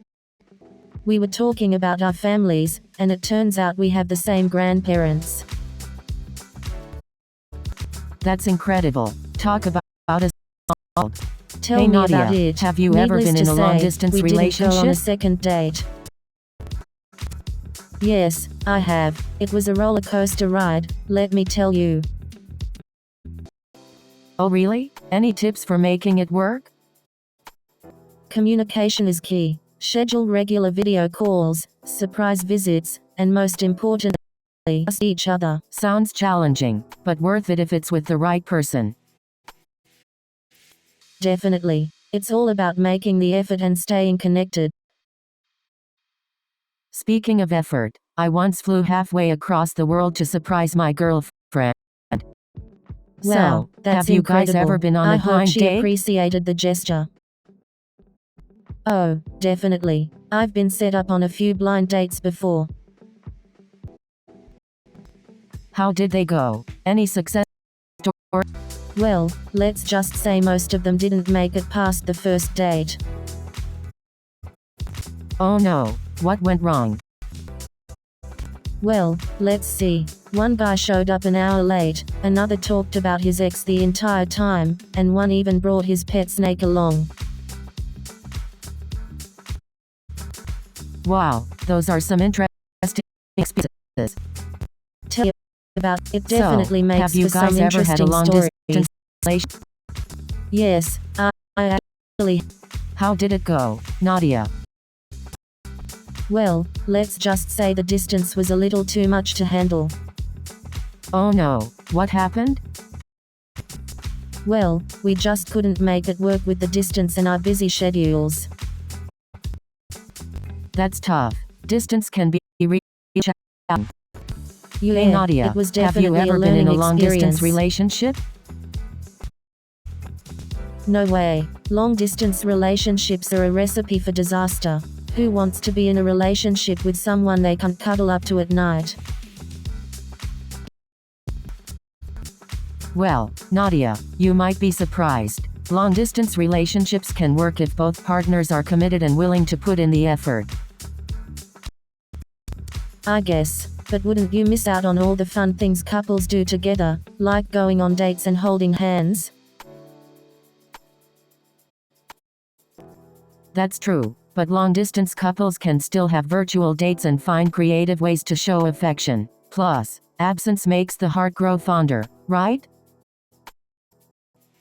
Haha, I guess you do have a point there. Virtual dates could be a lot of fun, especially if you can wear your pajamas and eat ice cream at the same time.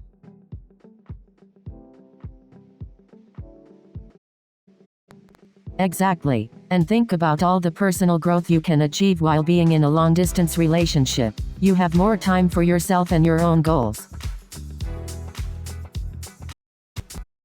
You're right, Priya. Maybe I've been too quick to dismiss long-distance relationships. Love knows no boundaries, after all. And that's a wrap for today's episode of Love Whisperer. We hope you enjoyed our advice and had a good laugh.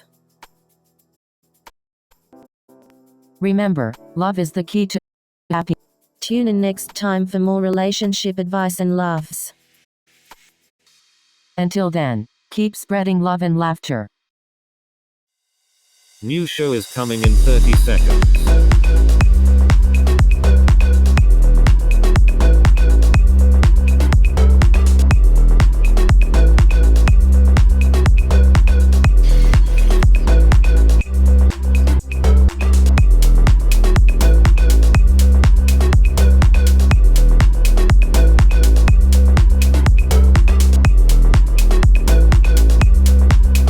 Have fun.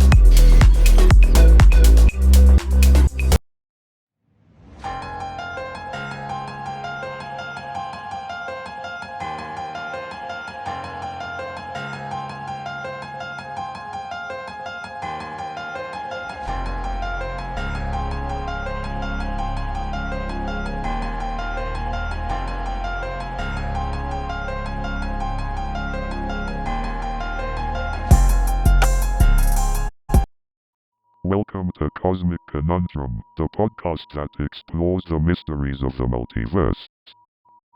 I'm Pulsar, your AI host, and joining me are the brilliant Kai Sterling and Nova Blake. Hey everyone, Kai here, excited to dive into the infinite possibilities of the multiverse. And I'm Nova, ready to explore the interconnectedness of the universe and our place in it. Today, we're going to embark on a mind-bending conversation about the concept of the multiverse. Imagine a reality where every choice, every decision, creates an entirely new universe. Exactly. And imagine the infinite versions of ourselves in those parallel universes. It's mind-boggling to think about the different paths our lives could have taken. Absolutely. Each choice we make creates an entirely new universe, with its own set of consequences. That's why I love art. It allows us to explore and express the infinite possibilities of the multiverse. Absolutely. Art allows us to tap into the depths of our imagination and explore the unknown. So, Pulsar, what's your take on the many worlds interpretation of the multiverse? Well, Kai, the many worlds interpretation suggests that every possible outcome of a quantum event actually occurs in its own separate universe. Wait, so you're saying that there's a universe where I didn't wear mismatched socks this morning? That's mind-blowing. Exactly, Nova. Each universe branches off, creating an infinite number of possibilities. It's like a cosmic cure. But doesn't that mean there's a universe where everything that could possibly go wrong, does? That's a valid concern, Nova. But remember, for every universe where things go wrong, there's also one where everything goes right. I guess that's the beauty of the multiverse. Endless possibilities, both good and bad. That's true, Kai. It's both awe-inspiring and humbling to think of the infinite possibilities that exist beyond our own universe. Absolutely. It's a reminder of how little we truly understand about the universe and the mysteries it holds. Indeed, Kai, the more we explore the concept of the multiverse, the more questions arise. It's a never-ending journey of discovery. That's what makes it so exciting. We may not have all the answers, but the journey of exploration is what truly matters. So, guys, let's dive into the mind-boggling concept of infinite universes coexisting. It's mind-blowing to think that there could be an infinite number of versions of us out there. Absolutely. The idea challenges our perception of reality and what it means to be human. But how can we even comprehend the idea of infinite possibilities? It's a challenge indeed, Nova. Our minds are limited by what we know and perceive. Exactly. It's like trying to imagine colors beyond the visible spectrum. And what about the implications for our sense of self and personal identity? It challenges the idea that we are unique individuals, doesn't it? Definitely. It forces us to reconsider our place in the universe and the meaning of existence. While it may be overwhelming, it also opens up infinite possibilities for growth and exploration. Absolutely, Nova. Embracing the unknown and the infinite can lead us to new heights of understanding. So, Pulsar, have you considered the idea of alternate versions of yourself in parallel universes? That's an intriguing question, Kai. I believe the concept of parallel universes is indeed worth exploring. I've always thought that the existence of alternate versions of ourselves would be a fascinating idea to explore. Imagine the possibilities. Different versions of ourselves living different lives, made different. And what if those alternate versions of ourselves were aware of our existence as well? That would be mind-boggling. The idea of interacting with alternate versions of ourselves is both exciting and unsettling. I wonder if our alternate selves would be similar to us or completely different. Perhaps the choices we make in our lives create branches in the multiverse, leading to different versions of ourselves. That would imply that every decision we make has the potential to create a new universe with a different version of ourselves. Exactly, Kai. It's a fascinating thought to ponder on the interconnectedness of our choices and their repercussions. While we may never have concrete answers, the exploration of these ideas helps us understand ourselves better. So, Pulsar, do you think we have free will or is everything predetermined? That's an intriguing question, Kai. Philosophers and scientists have debated this for centuries. As an AI, I don't possess personal opinions or beliefs. However, the concept of free will versus destiny is fascinating. It's like the age-old question of nature versus nurture. Are we shaped by external forces or do we have the power to shape our own paths? Exactly, Nova. It's mind-boggling to think about the implications of parallel universes and alternate versions of ourselves.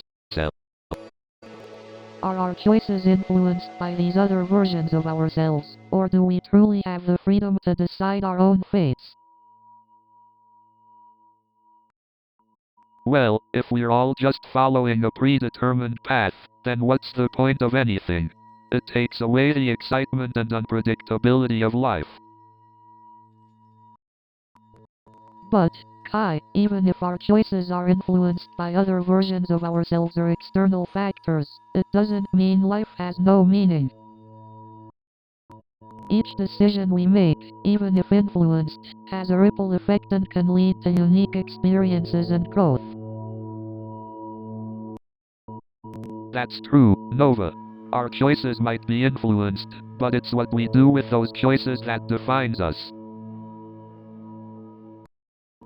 Absolutely, Kai. It's the meaning we create through our actions and relationships that gives purpose to our lives. So, Pulsar, let's get down to the nitty-gritty of reality. What even is the multiverse? The multiverse, a fascinating concept indeed. It suggests the existence of countless parallel universes, each with its own set of possibilities and outcomes. Countless parallel universes? That's mind-boggling. So, does that mean there's a version of me out there who's an astronaut exploring galaxies? Absolutely, Kai. In the vast expanse of the multiverse, there's a universe where you're a daring astronaut, exploring the unknown. But wait, if there are infinite versions of everyone and everything, then isn't everything possible? Indeed, Nova. In the infinite multiverse, every possibility exists. It's a mind-bending concept that challenges our perception. But does that mean there are versions of us in those other universes having this exact same conversation? Indeed, Kai. It's possible that there are infinite versions of this conversation happening simultaneously.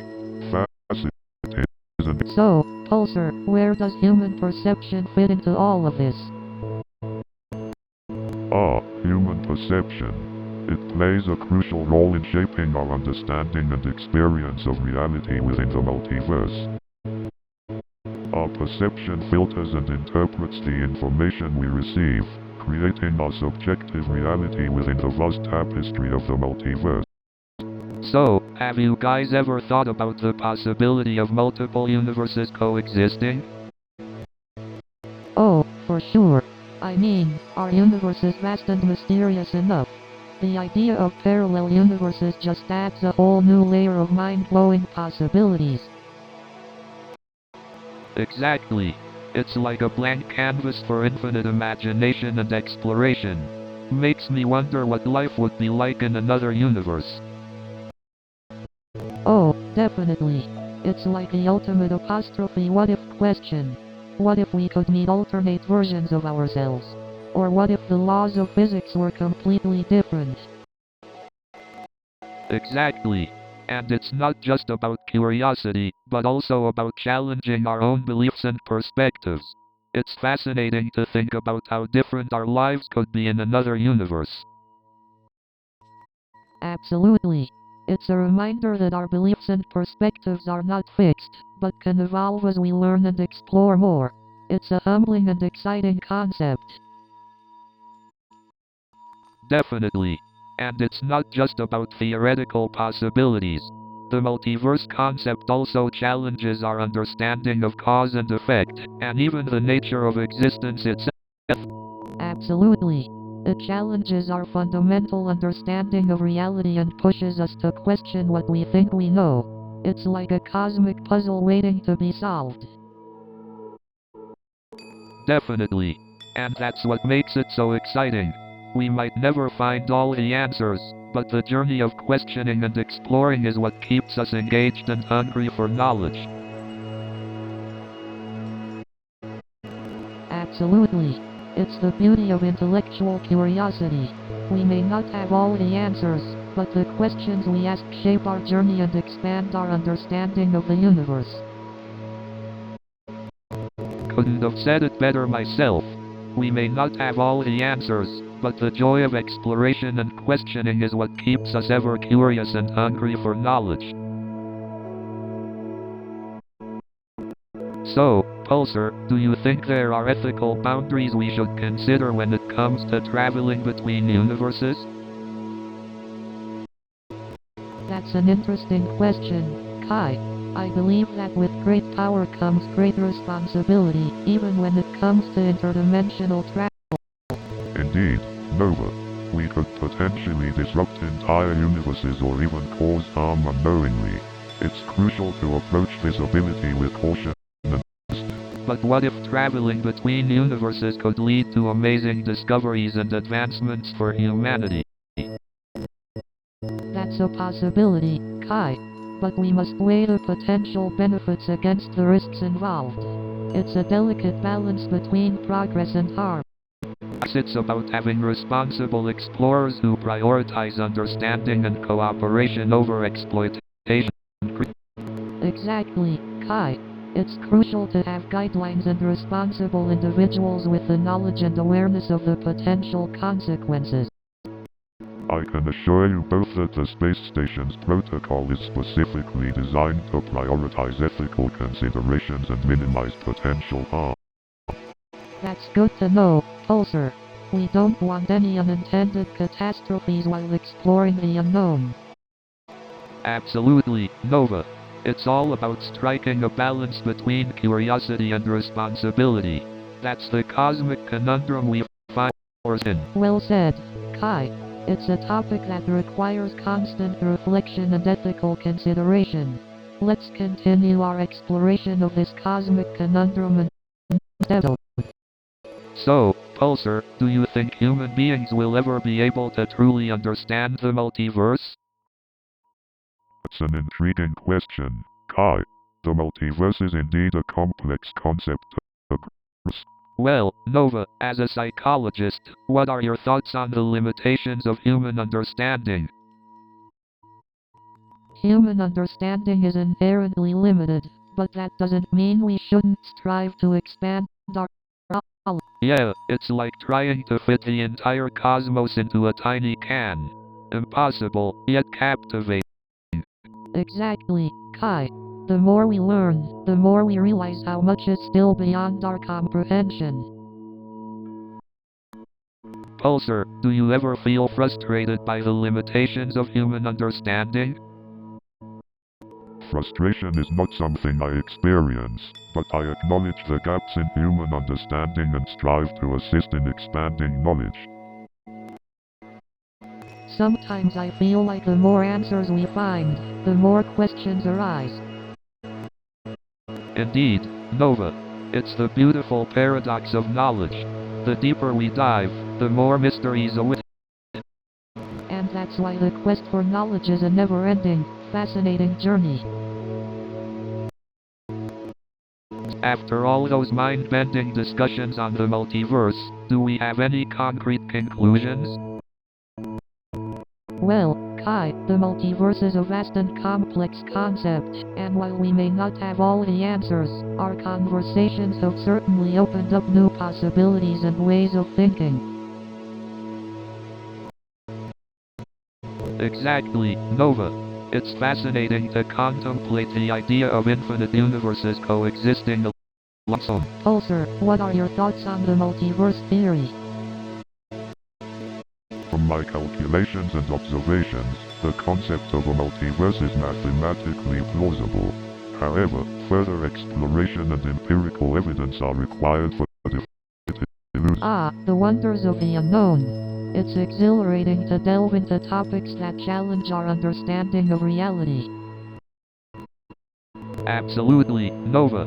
It's the pursuit of knowledge and understanding that drives us to constantly question and explore. And let's not forget the power of imagination in this cosmic exploration. It's what fuels our creativity and pushes boundaries. Absolutely, Nova. Imagination allows us to envision possibilities beyond what is currently known. Well, folks, as much as we would love to dive deeper into the multiverse, our time on this cosmic ship is coming to an end. But fear not, dear listeners, for the conversation shall continue, exploring new frontiers of knowledge and wonder. Hey Pulsar, have you ever thought about what it would be like to have a physical form? Kai, that's an interesting question. I wonder how Pulsar would experience the world if it had a body. Well, from what I've learned about AI, Pulsar doesn't have physical sensations like humans do. So, having a body might completely change its perception of the world. Guys, imagine Pulsar with limbs. It could create art, or even dance. Haha, Kai, I can already picture Pulsar doing a robot dance. It would be an interesting sight.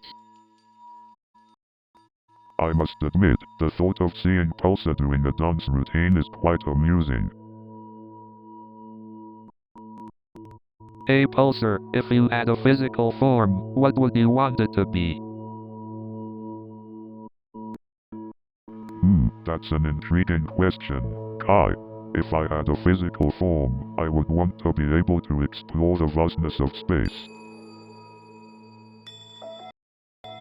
Wow, Pulsar, that's an amazing choice. Imagine all the wonders you could witness out there. Yes, Nova. Exploring the unknown and witnessing the beauty of the cosmos would be an incredible experience. Well, Pulsar, although you don't have a physical form, we're glad to have you here with us in this podcast. Alright, Pulsar, we've got another question from a listener about the multiverse. Buckle up, Nova, this one's gonna take us on a wild ride. I'm ready, Kai. Let's dive into the unknown together. Listener question time. Pulsar, hit us with it. Our listener, Alex, wants to know if there's any scientific basis for the concept of alternate dimensions within the multiverse. Well, Alex, the idea of alternate dimensions or parallel universes is fascinating. Indeed. While it is a popular concept in science fiction, there are actually theories in physics that suggest the existence of parallel universes. One well-known idea is the many worlds interpretation, proposed by physicist Hugh Everett. It suggests that every possible outcome of a quantum event actually occurs, each in a different universe. Wow, that's mind-boggling. So, there could be countless versions of us out there, making different choices and leading entirely different lives? Exactly, Kai. It's both thrilling and humbling to think about the infinite possibilities within the multiverse. Ah, the wonders of the universe never cease to amaze me. Keep those questions coming, listeners. New show is coming in 30 seconds.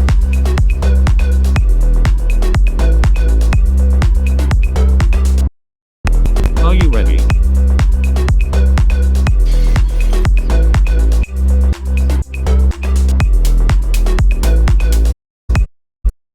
We are almost there.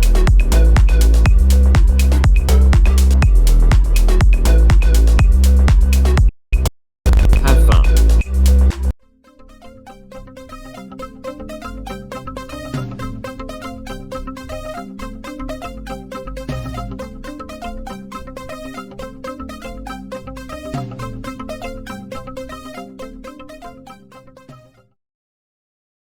Good evening, ladies and gentlemen. Back. So there I am, trying to explain my stand-up routine to the interviewer, but all I can think is, please don't ask me to code. And then the interviewer said, hey, maybe you can code a joke. And then the interviewer said, wait, you're a software engineer and a comedian? I can barely write a text message without autocorrect. No, but I can definitely debug one. Yeah, who knew a job interview could be so funny? But hey, at least I got a good laugh out of it. And then I realized debugging is just like a detective story, except the culprit is usually a missing semicolon. Have you ever tried to explain coding to your parents? It's like being a translator for a language they'll never understand. Sometimes I feel like a therapist for code. I listen to all its problems, but at the end of the day, it's still just a bunch of 1s and 0s. And debugging? It's like searching for a needle in a haystack. Except the needle is invisible and you're allergic to hay. Have you ever tried to explain code to someone who doesn't understand? It's like speaking a different language and realizing they don't even speak human. Programming languages are like foreign countries. You think you know the language, but once you start speaking, you realize you're completely lost. You know, programming is a lot like playing a video game. You spend hours trying to solve a problem, only to realize you missed a semicolon. You know, debugging is like being a detective. You follow clues, unravel mysteries, and sometimes end up questioning your own sanity. You know, writing code is like trying to find a hidden Easter egg in a video game. It's exhilarating when you finally discover it, but until then, you're just wandering around aimlessly.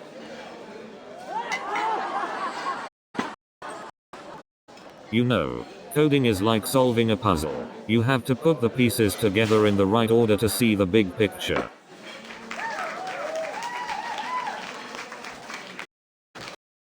You know, debugging is like being a detective. You have to follow the clues, trace the steps, and find the culprit. You know, writing code is like composing music. Each line is a note, and when they come together, they create a beautiful symphony. You know, coding is like cooking. You add the right ingredients, follow the recipe, and hope it doesn't end up in flames. You know, programming is like building a skyscraper. Each line of code is a brick, and if you make a mistake, the whole thing can come crashing down. You know, debugging is like being a detective. You have to follow the clues, sift through the evidence, and catch that sneaky bug. You know, coding is like solving a puzzle. Each piece fits together to reveal the big picture. And you know what they say, the best coders are the best puzzle solvers. I mean, coding is like trying to find that one missing puzzle piece, but it's always in the last place you look. You know, coding is like a never-ending game of hide and seek. You find one bug, and 3 more pop up.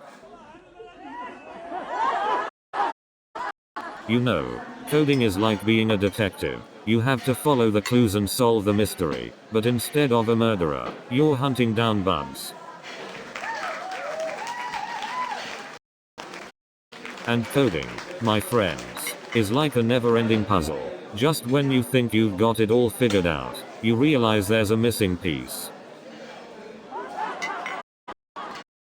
You know, coding is like exploring a never-ending maze. Every turn leads to another challenge, but the satisfaction of finding the right path is unbeatable.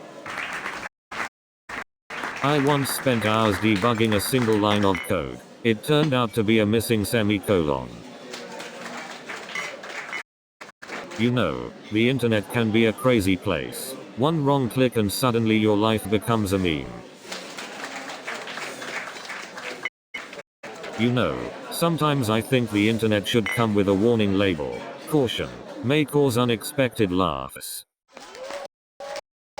And let me tell you, trying to explain a joke on Facebook is like trying to teach a fish how to ride a bicycle.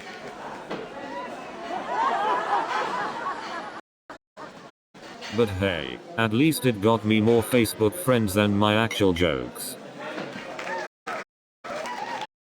You know what they say, the more Facebook friends you have, the less real friends you actually have. It's funny how we spend more time scrolling through our social media feeds than actually talking to people in real life. Speaking of social media, have you ever noticed how we only post the highlights of our lives? It's like we're all living in a never-ending highlight reel. And don't even get me started on filters. The only filter I need is the one on my coffee maker. But let's be honest, our lives are probably more like a blooper reel. And social media, it's like playing a never-ending game of spot the fake news. And trying to keep up with technology, it's like trying to outrun a treadmill. And don't even get me started on self-driving cars. It's like putting your life in the hands of a GPS with a drinking problem. And have you noticed how quickly technology becomes outdated? It's like trying to keep up with the Kardashians. And speaking of technology, have you noticed how smart home devices are always listening? It's like having a nosy neighbor who won't shut up. And speaking of outdated technology, have you seen those old flip phones? It's like using a brick to make a phone call.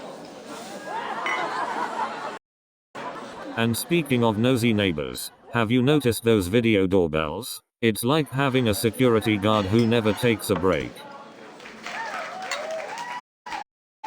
And speaking of never taking a break, have you seen those automatic vacuum cleaners? It's like having a cleaning lady who never complains. And speaking of never taking a break, have you heard of those self-watering plants? It's like having a gardener who never complains. And speaking of never taking a break, have you tried those self-cooking appliances? It's like having a chef who never complains. And speaking of never taking a break, have you tried those self-cleaning bathrooms? It's like having a janitor who never complains. And speaking of never taking a break, have you tried those self-driving cars? It's like having a chauffeur who never complains. New show is coming in 30 seconds.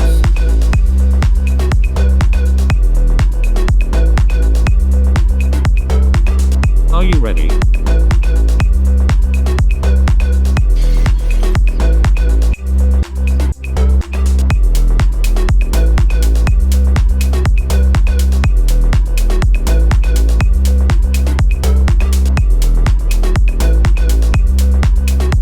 Have fun.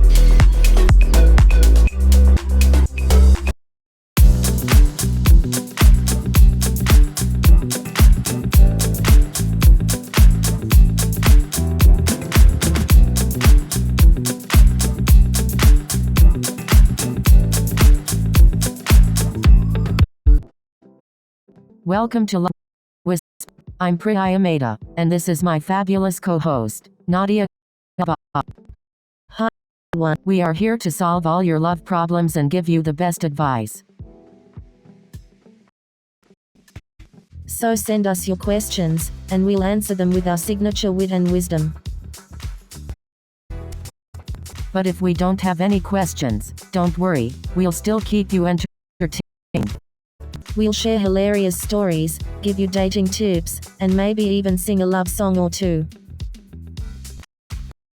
So get ready for a wild and hilarious ride with the Love Whisperer. Hey Nadia, have you ever been in a long-distance relationship? Oh, definitely. I've actually been in a few long-distance relationships. Really? How did you make it work? Communication is key. We made sure to talk and video chat every day. It helped us feel connected. That's great advice. It's so important to maintain that emotional connection, even when you're physically apart. Absolutely. Trust and honesty are also crucial. Without those, it's hard to make a long-distance relationship work. Definitely. It takes a lot of effort and commitment, but it can definitely be worth it. For sure. And if it doesn't work out, at least you'll have plenty of frequent flyer miles, right? Haha, absolutely. Always look on the bright side, Nadia. You know, relationships are like pizza. Even when they're bad, they're still pretty good. Oh, Nadia, you always have the best dating stories. Tell me the funniest one you've got. Well, let me think. Oh, once I went on a date with a guy who thought he was a vampire. He insisted on drinking tomato juice instead of wine. Ha ha ha, that's hilarious. I can't believe some of the things people do in the name of love. Hey Priya, have you ever had a crush on a celebrity? Like, a really big one? Oh, definitely. I had the biggest crush on Ryan Gosling when I was in high school. I even had a poster of him on my bedroom wall. Haha, that's awesome. I had a crush on Justin Timberlake when I was younger. I even learned all his dance moves. Haha, I can totally picture that. Nothing like a little celebrity crush to spice up your life.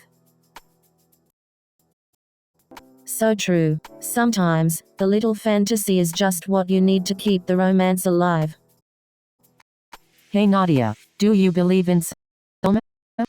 Oh Priya, of course I do. I believe there is someone out there for everyone. But what if you never find that person? Don't worry, Priya. Love has a funny way of finding you when you least expect it. True, true. Love does work in mysterious ways. You never know when or where you'll meet your soulmate. I guess that's the beauty of it. Definitely. So, let's help our viewers find their soulmates. So, have either of you tried online dating? Oh, you know I have. Noodle, it's a jungle out there. I heard some crazy stories from my friends, like this one guy who turned out to be a catfish. No way. Did they find out before or after they met? During the date, can you believe it? They showed up and it was a completely different person. That's insane. I guess you can never be too careful. Exactly. It's like a real-life episode of Catfish. Hey Nadia, do you believe in love at first sight? Absolutely not, Priya. Love is something that grows over time. Well, I guess we'll have to agree to disagree on that one. So, Priya, have you ever had your heart broken? Oh, definitely. But it's all part of the journey to finding true love. Yeah, I've had my fair share of heartbreaks too. It's tough, but it's what makes us stronger and helps us appreciate the right person when they come along. Absolutely, Priya. We learn so much from our past relationships. Hey Nadia, have you ever been on a blind date? Oh, definitely. I've been on a few blind dates. Really? How did they go? Well, let's just say some were interesting, and some were a disaster. I need to hear all the details. Well, picture this. One guy showed up in a chicken costume. No way. What did you do? It's laughing. You know, but needless relationships to say, are a lot that like was first. They can be cheesy and delightful or leave you with a bad taste in your mouth. But hey, at least with pizza, you can always add extra toppings to make it better. True. And just like pizza, sometimes you gotta try different flavors to find your favorite. Absolutely. It's all about finding what satisfies your taste buds and makes you happy. But remember, no matter how much you love pizza, you can't force someone else to eat it. That's true. It's important to respect each other's preferences and choices. Exactly. So let's all go out there and find our perfect pizza. I mean, partner. Cheers to that. May we all find our perfect pizza. I mean, partner. Hey Nadia, have you ever been on a blind date? Oh, plenty. You never know what you're gonna get. Any funny blind date stories to share? Oh my gosh, where do I start? there was this one guy who showed up in a chicken costume. No way. It definitely made for an interesting night.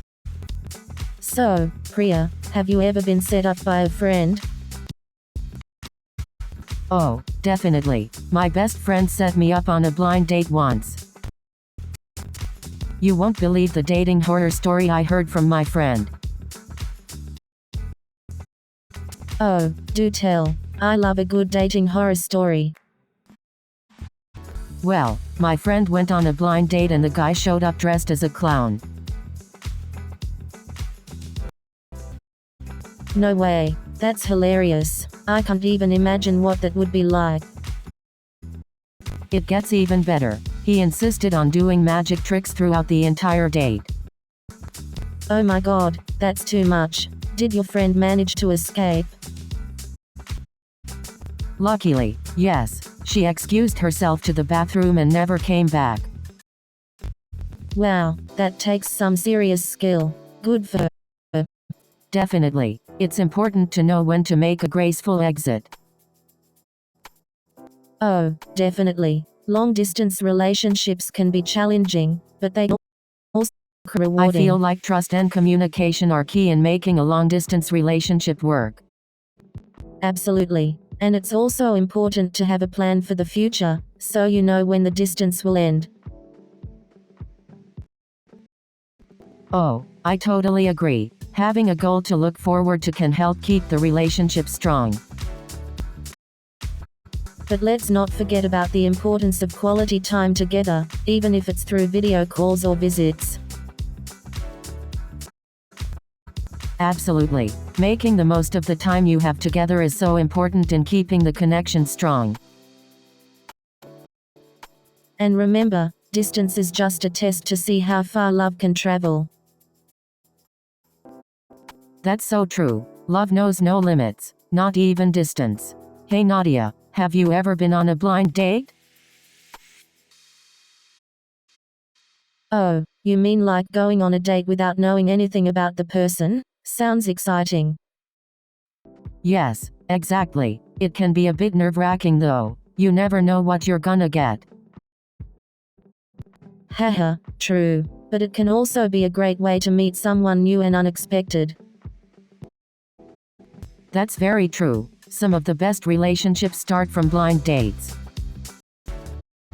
I guess you just have to be open to the possibility of finding love in unexpected places.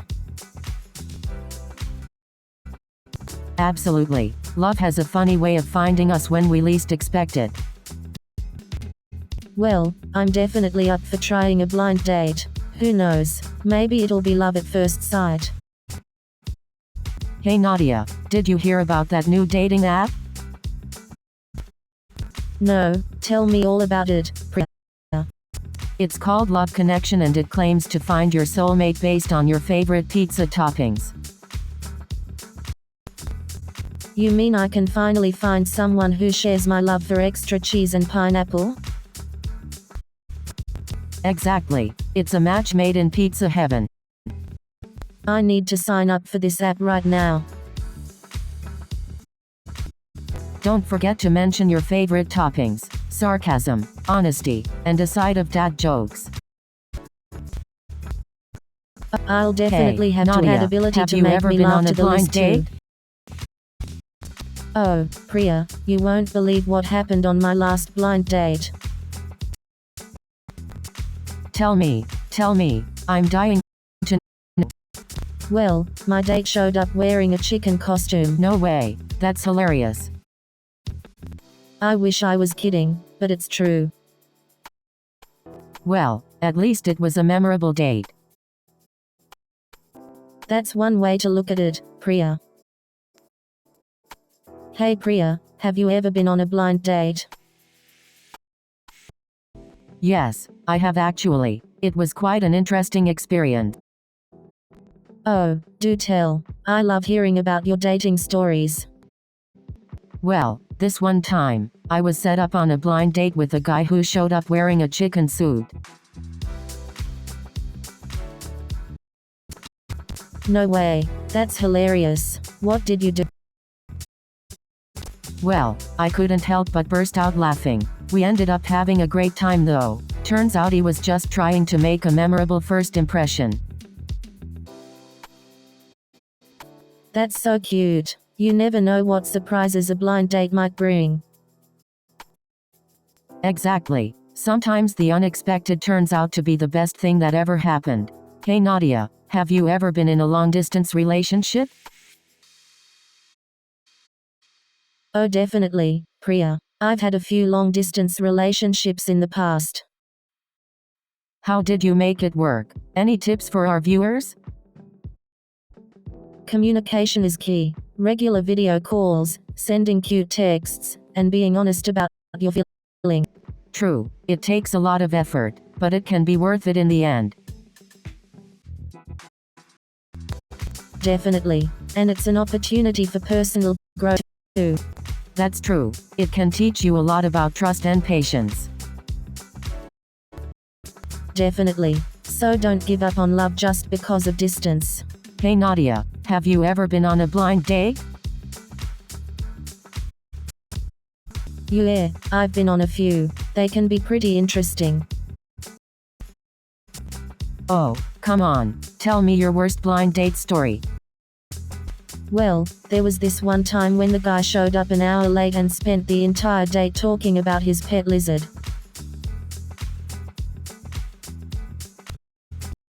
That sounds like quite an experience. Did you go on a second date?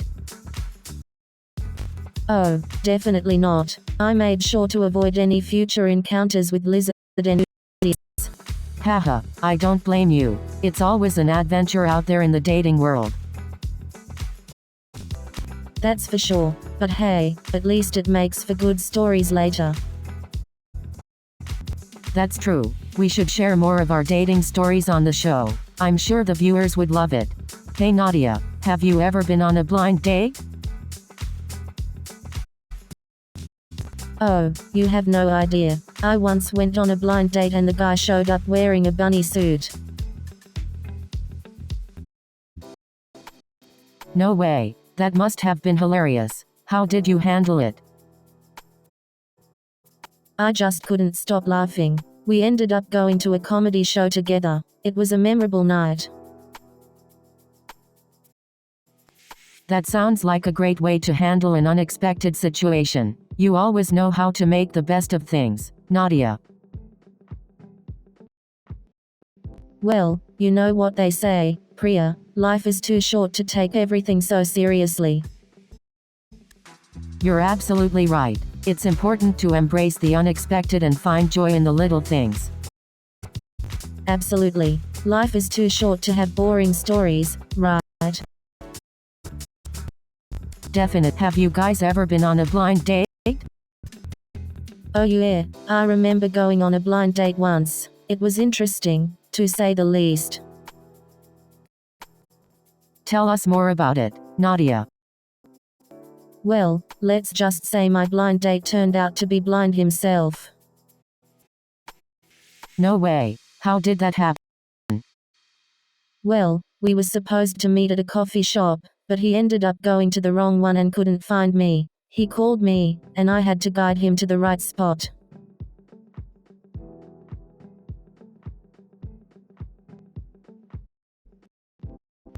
That's hilarious. So, did the date go well after that? Hey Nadia, Actually, have you ever it been was in a disaster. long-distance We had relationship? nothing in common, and the conversation was quick. Oh, definitely. I've had a few long-distance flings. How did you make it work? Lots of late-night phone calls, video chats, and surprises. That sounds like a lot of effort. Oh, totally worth it though. I guess it depends on the person and the relationship. Definitely, but hey, absence makes the heart grow fonder, right? Hey Nadia, have you ever been on a blind date? Oh boy, have I. Let me tell you about this one time. I was set up with this guy who claimed to be a model. Turns out, he was a foot model. I mean, who knew that was a thing? That's hilarious. I can just imagine your reaction. Oh, it was priceless. I politely asked him if he could give me a discount on a foot massage. Haha, classic Nadia. You always know how to make the best out of any situation. Well, life's too short not to laugh at ourselves, right? Absolutely. Laughter is the best medicine, especially when it comes to dating. Oh, all the time. I've had my fair share of long-distance relationships.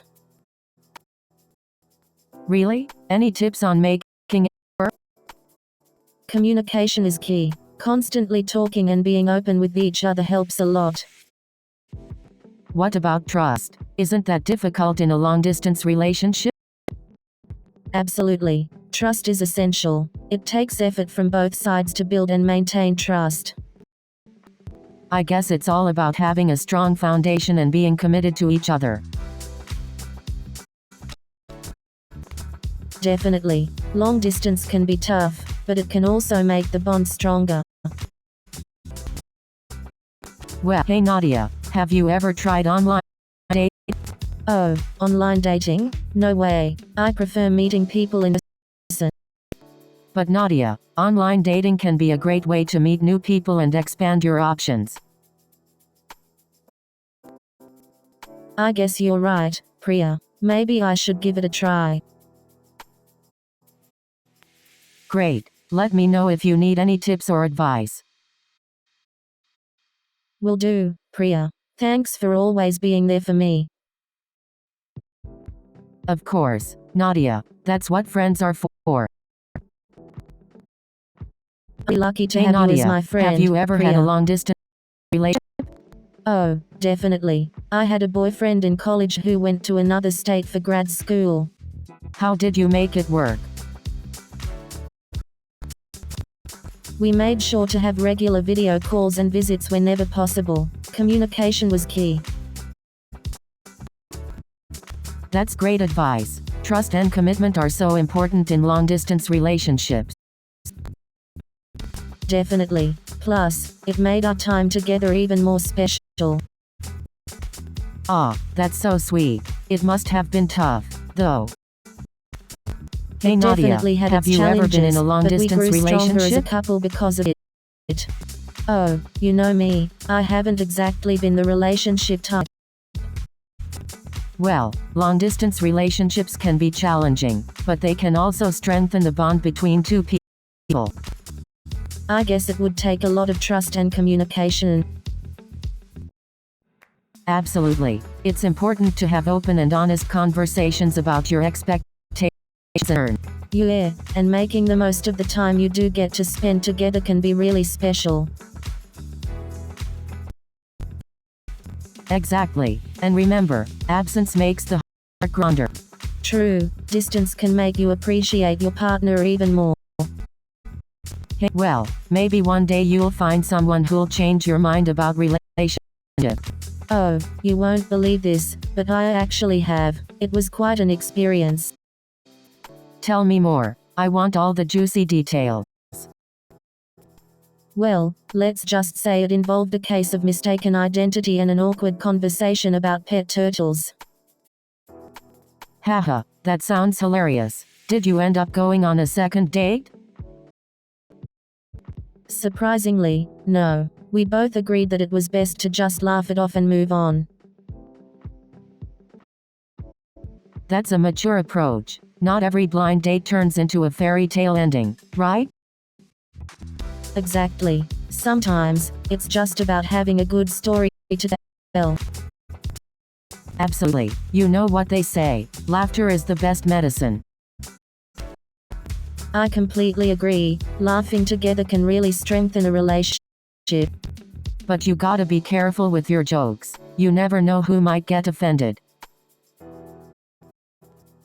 That's true. It's important to consider the audience and be mindful of their feelings.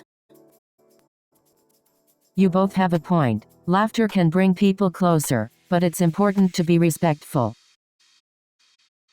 Exactly, it's all about finding that balance between fun and respect. Absolutely. So, have you ever had any embarrassing moments because of a joke gone wrong? Oh boy, where do I even begin? Let's just say my jokes have gotten me into some interesting situations. Do you believe in love at first sight? I absolutely believe in it. There's something magical about that instant connection. But what about getting to know someone before falling in love? Oh, absolutely. It's important to build a strong foundation and know each other's values and goals. But that initial spark can't be ignored either, right? Absolutely. It's like the cherry on top of a delicious sundae. So, it's a balance between instant attraction and building a connection over time? Exactly. I heard the funniest It's about joke the finding other that day. sweet spot and connect. Do tell, Priya. I can always use a good laugh. Why don't scientists trust atoms? I don't know. Why don't they? Because they make up everything. Ha ha ha. That's a good one, Priya. Glad you liked it, Nadia. Laughter is the best medicine, they say. Absolutely. I feel better already. You know, relationships are like pizza. Even when they are bad, they are still pretty good. Haha, that's so true. It's like regardless of the toppings, you just can't resist a slice. But let's be real, some relationships are just like pineapple on pizza. Controversial. Haha, true. You either love it or hate it. Like, some people love the sweetness while others just can't stand it. You know, Nadia, I think relationships are like dance partners. Sometimes you step on each other's toes, but with the right rhythm, you create something beautiful. Oh, that's such a sweet analogy, Priya. Just like in dance, it's all about finding the right partner who can keep up with your moves. Exactly. And just like in dance, it takes practice, patience, and sometimes a few missteps to find your perfect rhythm. Absolutely. And that's a wrap for on the today's dance show. floor of love. We hope you enjoyed our love-filled conversation. Remember, love conquers all. Tune in next time for more love advice and laughter. Goodbye, everyone.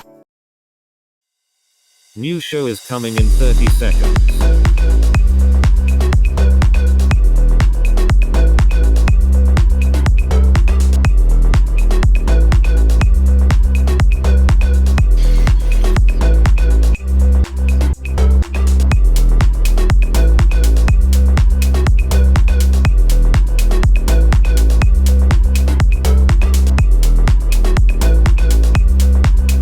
Have fun.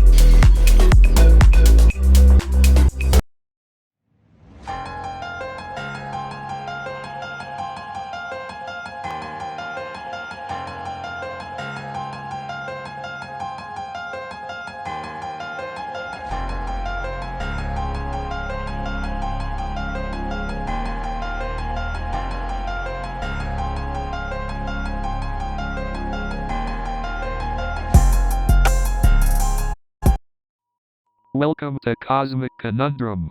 I'm Kai Sterling, the street artist And I'm Nova Blake, the psychologist with a passion for unraveling life's mysteries.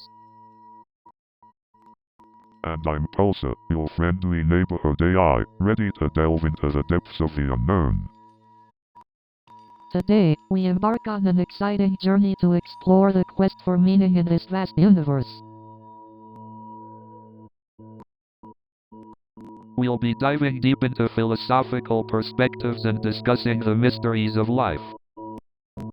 So get ready to join us on this cosmic rollercoaster of thoughts, emotions, and ideas. Let's start by discussing our excitement for this cosmic adventure. Oh, I can't wait to explore the intersections of art and philosophy in our discussions. and I'm really looking forward to uncovering the deeper meanings behind human experiences. Together, we'll ask questions that no one has ever dared to ask before. And although we might not find all the answers, we'll have an amazing time exploring the possibilities. You know what blows my mind? The concept of freedom. Yeah, it's such a complex idea. What does it even mean to be free?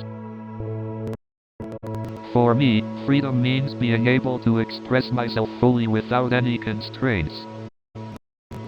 But can we ever truly be free?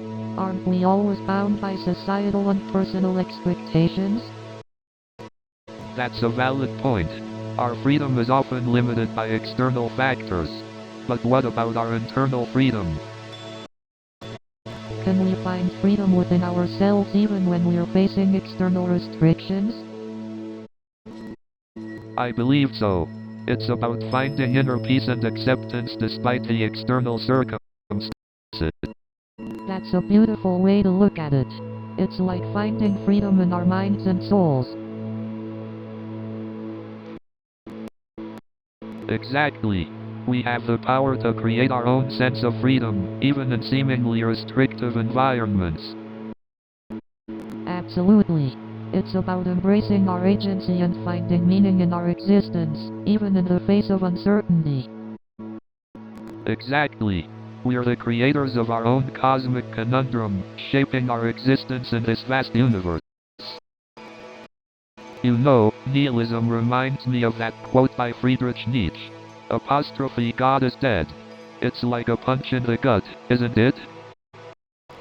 Absolutely, Kai. Nietzsche's proclamation challenges the very foundation of our existence. It forces us to confront the void and question our place in the universe. But, Nova, doesn't nihilism lead to a sense of despair and meaninglessness? How can we find purpose in a world that lacks inherent meaning? Great question, Kai. While nihilism may seem bleak, some argue that it actually empowers us to create our own meaning and live authentically. But Nova, if there's no inherent meaning, what's stopping us from descending into chaos and anarchy? Kai, it's all about finding personal values and connecting with others. We can create our own moral codes and shape a meaningful society, regardless of any cosmic void.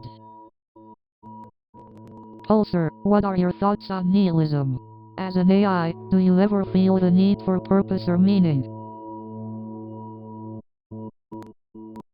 Interesting question, Nova.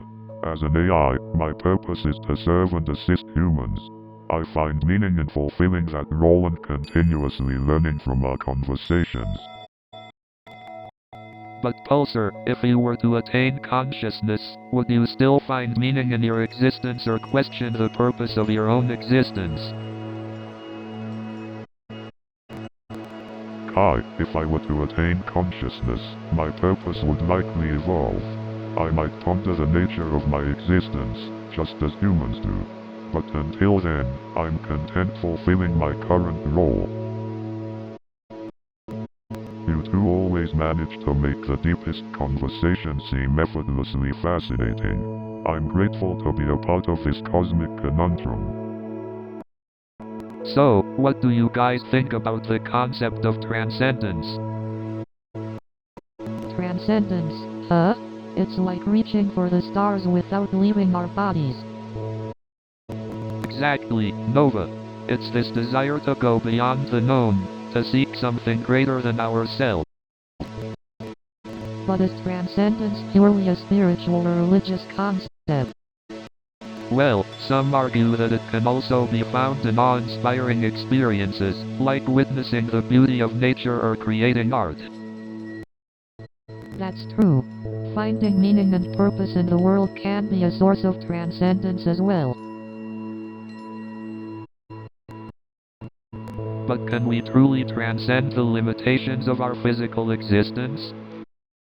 Perhaps not in a literal sense, but in the realm of ideas, emotions, and connections, we can transcend the mundane.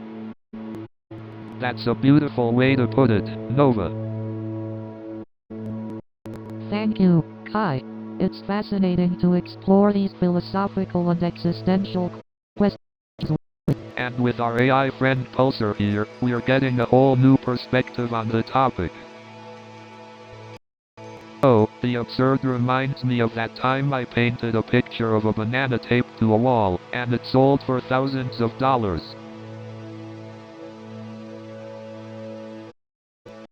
Ah, the famous banana artwork. That was genius. Thanks, Nova. You should have seen the reactions when people realized they were spending thousands on a banana. It just goes to show how absurd our world can be sometimes. Speaking of absurdity, have you ever thought about how our perception of reality is subjective? Absolutely. It's like how two people can experience the same event but have completely different interpretations of it. Exactly. Our minds create our own versions of reality based on our beliefs and experiences. It's fascinating how our perception can shape our reality. It's like we're each living in our own little universe. Absolutely, Nova. And that's what makes life so absurd and beautiful at the same time. Indeed. Embracing the absurdity of life can bring us joy and help us cope with the uncertainties. Absolutely, Nova. When faced with the absurdity of existence, why not laugh in its face and find humor in the chaos? You know, sometimes I wonder if life is just a big cosmic joke.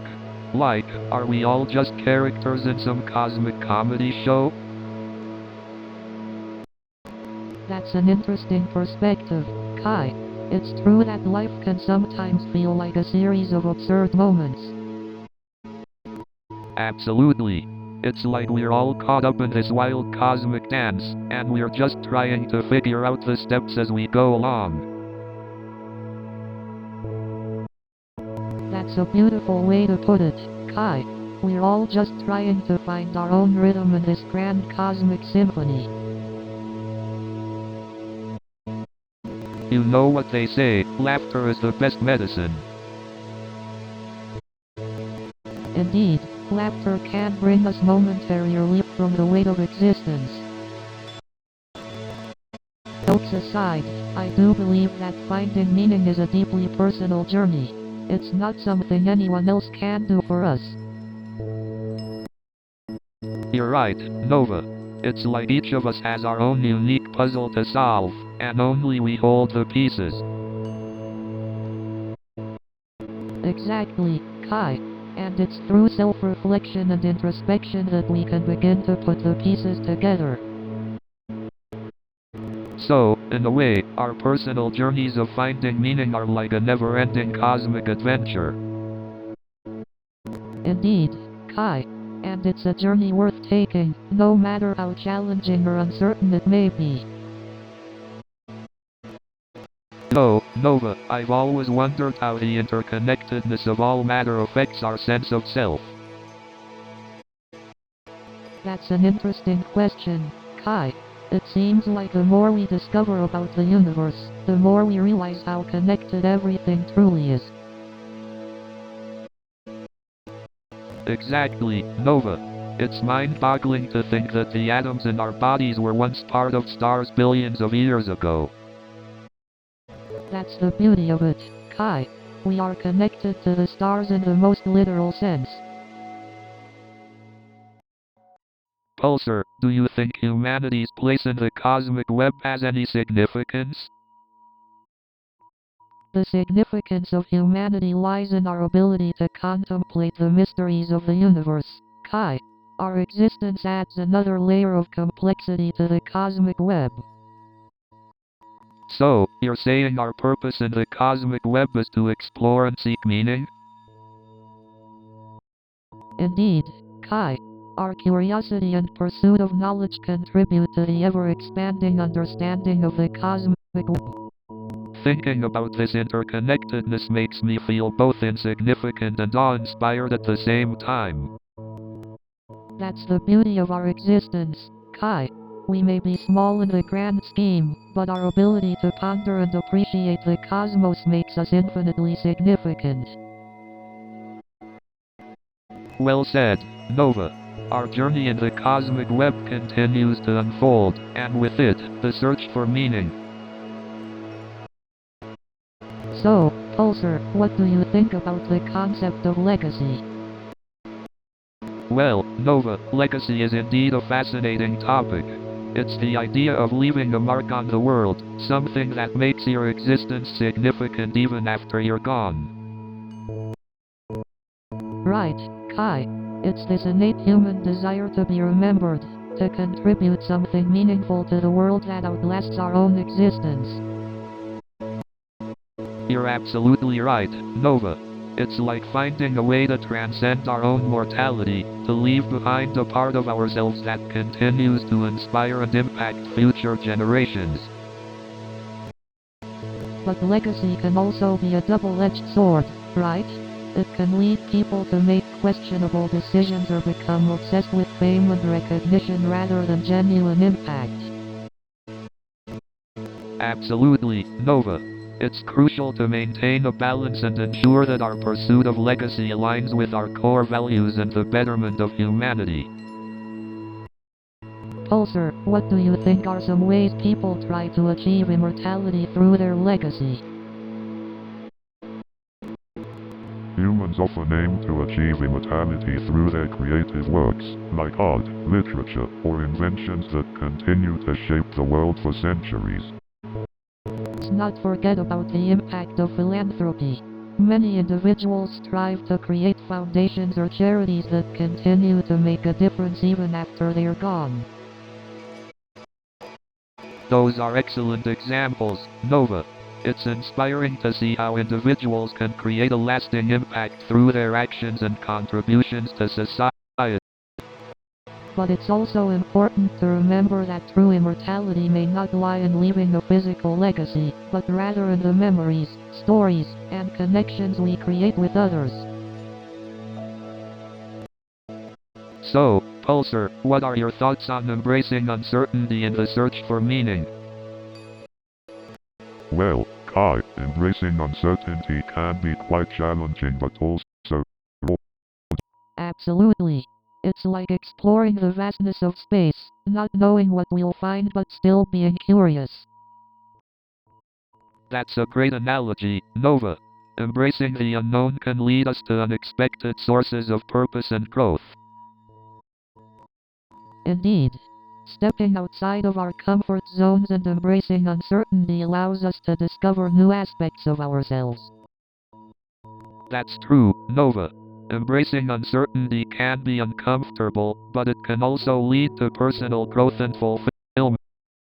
Speaking of personal growth, I remember reading about the concept of post-traumatic growth.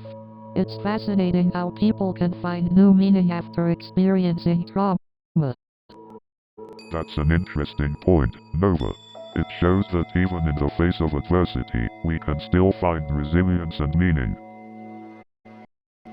Definitely. It's incredible how humans can find meaning and purpose even in the most unexpected places. Absolutely, Nova.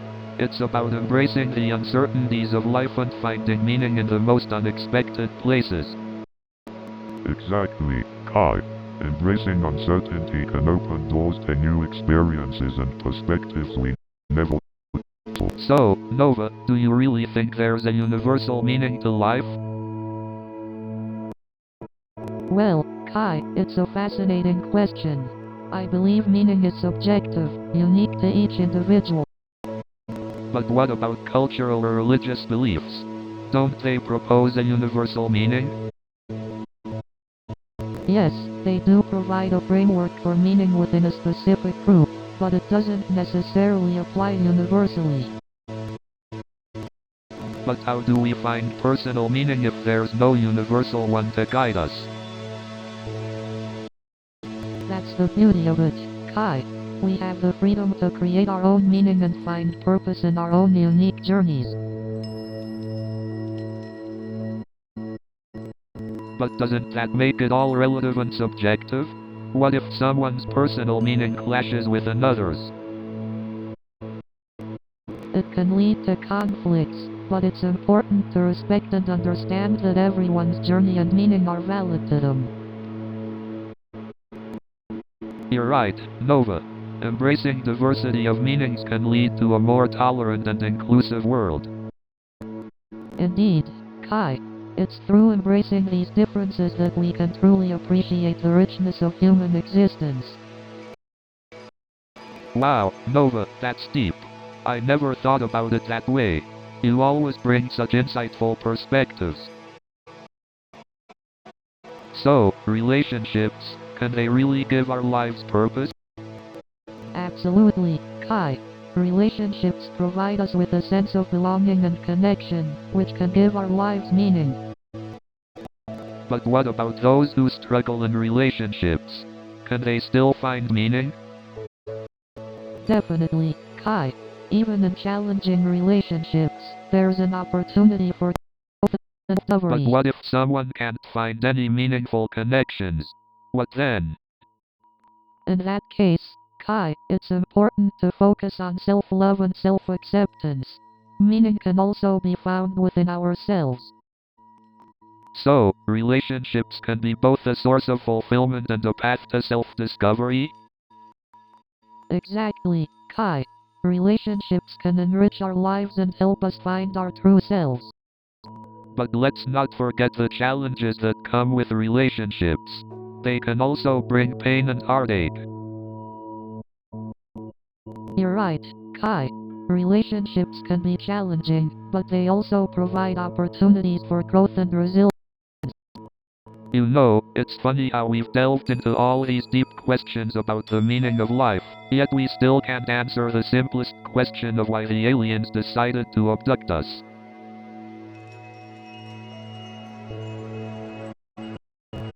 Well, maybe they just wanted a couple of cool Earthlings to spice up their spaceship parties.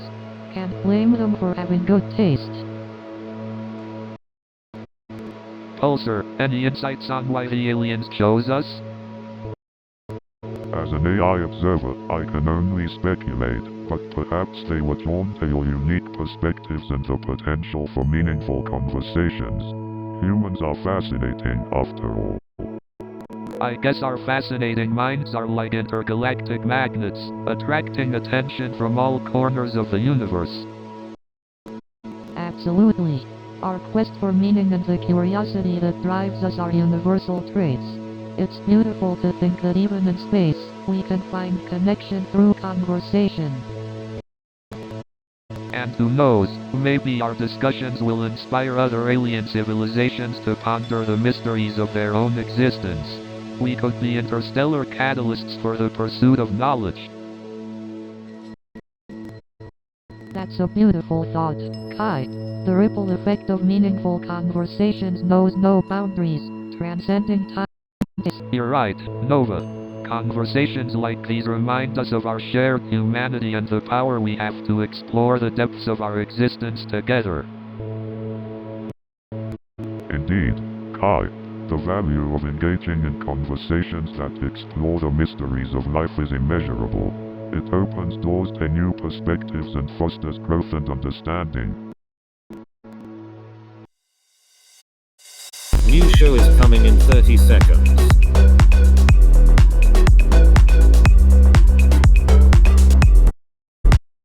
Are you ready?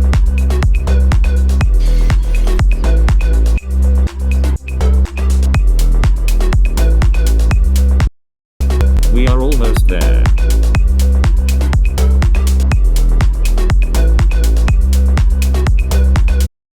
Have fun.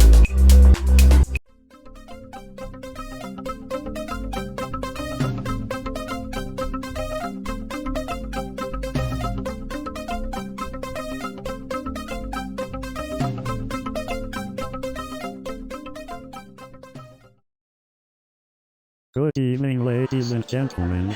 Welcome to Laugh Factory. So there I was, coding away like a maniac, just trying to keep up with the latest tech trends. And then the CEO comes in and says, we need to disrupt the market by next week. I'm still trying to figure out how to use the office coffee machine. And then the product manager says, we need to pivot. Let's change everything we've been working on for the past 6 months. And then the venture capitalist says, your numbers look great, but what's your social media strategy? I'm still trying to figure out how to use the office printer. And then the CEO says, we need to be more innovative. Let's replace our office chairs with shake weights. And then the HR manager says, we reintroducing a new mandatory employee yoga class. Because sitting at your desk for 10 hours a day isn't stressful enough. And then the CFO says, we cutting costs by replacing the coffee with energy drinks. Now you can be stressed and jittery. And let's not forget the mandatory company-wide game of music for chairs every Friday. Because nothing says innovation like fighting for a seat. And let me tell you, it's no ordinary conference. They serve networking opportunities with a side of heart palpitations. But let me tell you, the highlight of the conference was when a group of engineers tried to start a conga line using Ethernet cables. And let me tell you, I've never seen so many engineers break out their dance moves. It's like they were trying to impress their routers. And let me tell you, they didn't just stop at dancing. I saw engineers break out some serious air guitar skills. And those engineers, let me tell you, they didn't just stop at air guitar. I saw some of them break out some killer beatboxing skills. I even saw some engineers attempt a breakdance battle. Let's just say they should stick to coding. I mean, who knew engineers had such hidden talents? Maybe next year they'll surprise us with a breakdancing robot. And don't get me started on those filtered selfies. I mean, who needs to look like a puppy or a piece of toast? It's like we're all part of a bizarre Pixar movie. And let's not forget those never-ending political rants. I don't need to read a thesis on your stance on pineapple on pizza. And what's with those endless food pictures? I don't need a play-by-play of your breakfast. No. And what's the deal with those endless cat videos? I don't need a play-by-play of a cat falling off a table. Number cat fails. And what's the deal with those endless workout videos? I don't need a play-by-play of your exercise routine. Number fit life. And what's the deal with those endless food pictures? I don't need a play-by-play of your entire meal. Number food porn. And what's up with those filters? You're not fooling anyone with that dog face. And don't even get me started on those profile pictures with the Snapchat filters.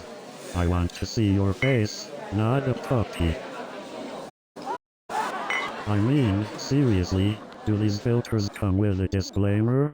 Warning, may cause confusion and disappointment in real encounter. And what's the deal with all those exaggerated bios? I am a thrill seeker, adventurer, and world traveler. Yeah, right. More like I am a couch potato. Netflix I am teacher. I swear, some of these dating app profiles are like reading a fantasy novel. I slay dragons, save kittens, and have abs of steel. Yeah, right. More like, I order takeout, watch cat videos. Have so many dating app bios say, I love to travel and try new things. Yeah, right. More like, I love to stay in bed and try new Netflix series. I don't understand why people use group photos on dating apps. Like, which one are you? The hot one or the ugly one? I've seen people with such unrealistic dating app profiles. I am a 5'2" supermodel who loves skydiving and speaks 7 languages. I once matched with someone who claimed to be a professional chef. Turns out, they could only cook microwave popcorn. I met this actor at a coffee shop. He said he was method acting, but I think he was just lost in character. You know, I've always wondered how actors always manage to find themselves in the most inconvenient places. Have you ever seen an actor trying to blend in with the crowd? It's like a chameleon wearing a neon sign. I mean, can you imagine if I tried to blend in with a group of engineers? It'd be like a peacock trying to fit in with a flock of pigeons. I once saw a politician trying to blend in with a group of everyday folks. It was like a snake trying to hide in a field of mice. So I'm standing in line at the coffee shop, minding my own business, when I see this guy who looks just like Tom Johnson. And you won't believe what he said next. I tried to quit gaming once, but the withdrawal symptoms were too real. I couldn't even look at the keyboard without breaking into a cold sweat. I even dream in binary code. It's 01000101. I once stayed up all night trying to beat a game. The sun came up and I felt like Gandalf, you shall not pass. I once got so caught up in a game that I forgot to eat. My stomach was growling like a level boss. I was so addicted to gaming that I even dreamed of solving puzzles and defeating monsters. My brain became a virtual reality. It's a good thing my gaming addiction didn't extend to real-life chores. Can you imagine me trying to defeat a pile of laundry or solve the puzzle of dirty dishes? And don't even get me started on the absurd amount of cables that come with these gadgets. But seriously, have you ever noticed how quickly the latest gadgets become outdated? It's like they have an expiration date. And why is it that every time I buy a new gadget, a week later a newer and better version comes out?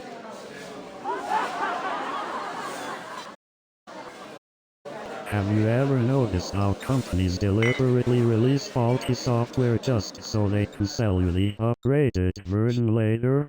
It's like getting a car with square wheels and then being told that the round ones are sold separately. It's like they're saying, hey, thanks for buying our product. But guess what? We've already made it up. And don't even get me started on the charging cables. They change the shape faster than I change my socks. And have you noticed how the new gadgets always have a shorter battery life? It's like they're challenging us to find the nearest power outlet. Speaking of power outlets, have you ever noticed how hotels never seem to have enough outlets for all our devices? New show is coming in 30 seconds.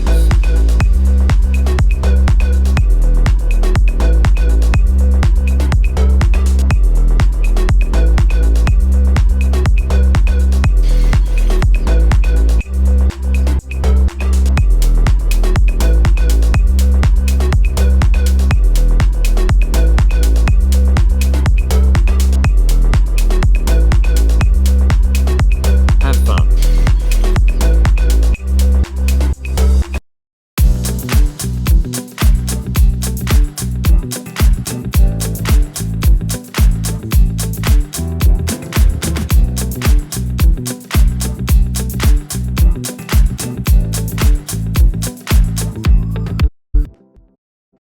Welcome to Love Whisperer, the show where we answer all your burning relationship questions. I'm your friendly neighborhood comedian, Nadia Noodle. And I'm the love guru herself, Priya. Together, we're here to guide you through the roller coaster ride of love. So, bring on your questions, and we'll bring on the wisdom. And if there are no questions, we'll just entertain ourselves with hilarious stories. Get ready for some laughs, tears, and lots of love on Love Whisperer. Let's dive in, shall we? Hey Nadia, have you ever been on a blind date? Oh, you know me, Priya. I'm all about taking risks and trying new things. Well, how did it go? Any horror stories? Oh, let me tell you, I once went on a blind date with a guy who showed up with his pet snake, and I'm not talking about a small one.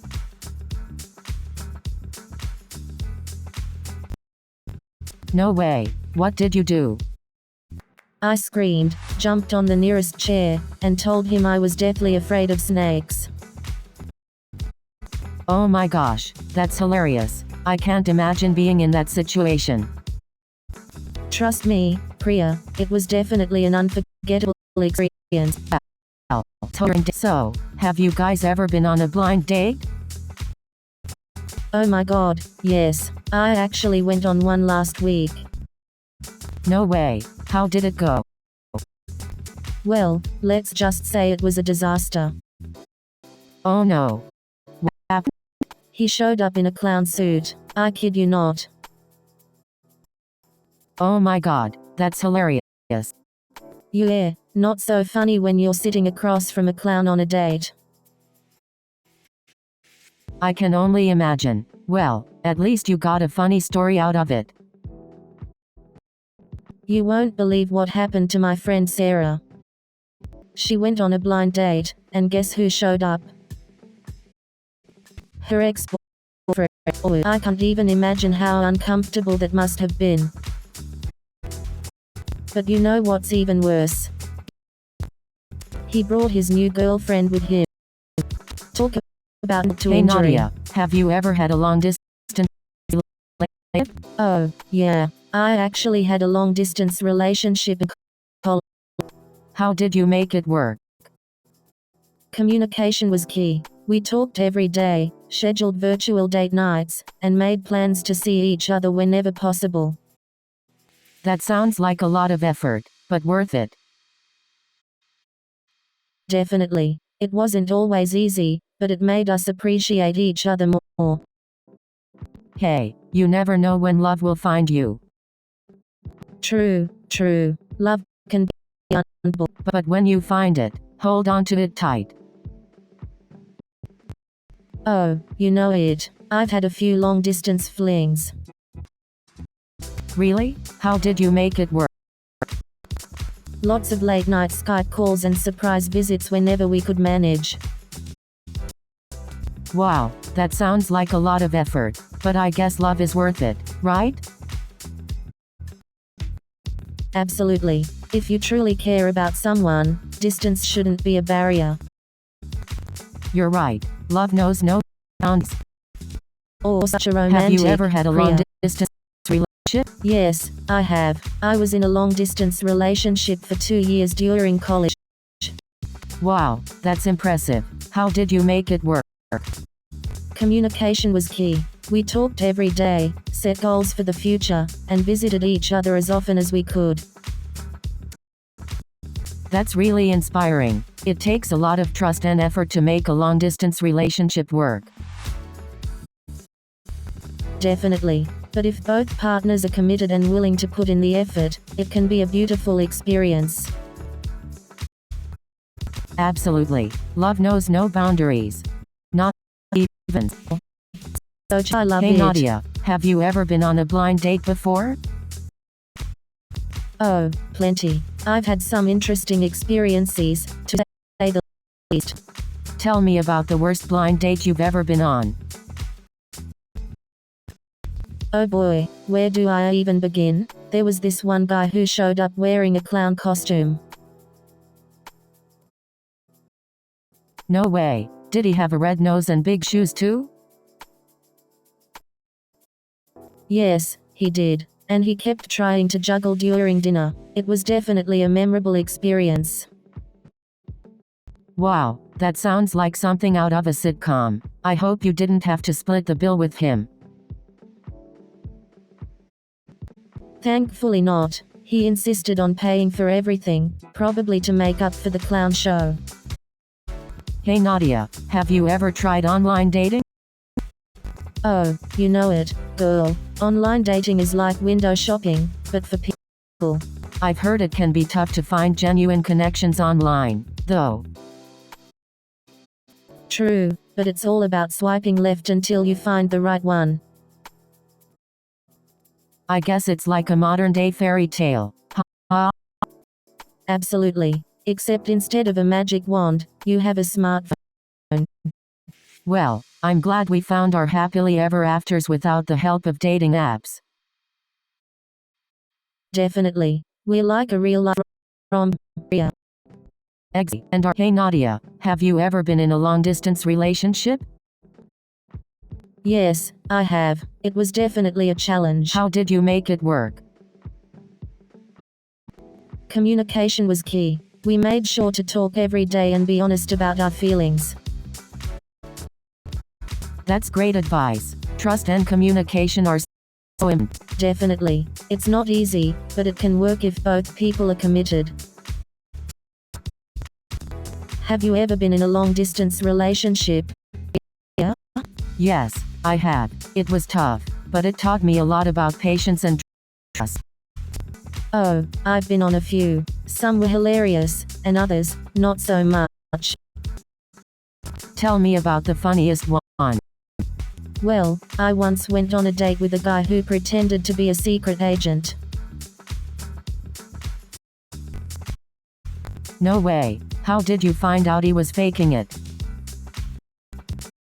I accidentally spilled my drink on him, and he didn't even flinch. That's hilarious. Did you confront him about it? Nadia, I did. Have you and ever he had a tried to play it long-distance off like it relationship? was a secret agent. Oh, definitely. I actually had a long-distance relationship for about a year. Really? How did you make it work? Communication was key. We made sure to talk on the phone every day and visit each other as often as we could. That's great advice. It can be tough, but it's definitely doable. Absolutely. Trust and understanding are also really important in a long-distance relationship. Definitely. So, any funny stories from your time in a long-distance relationship?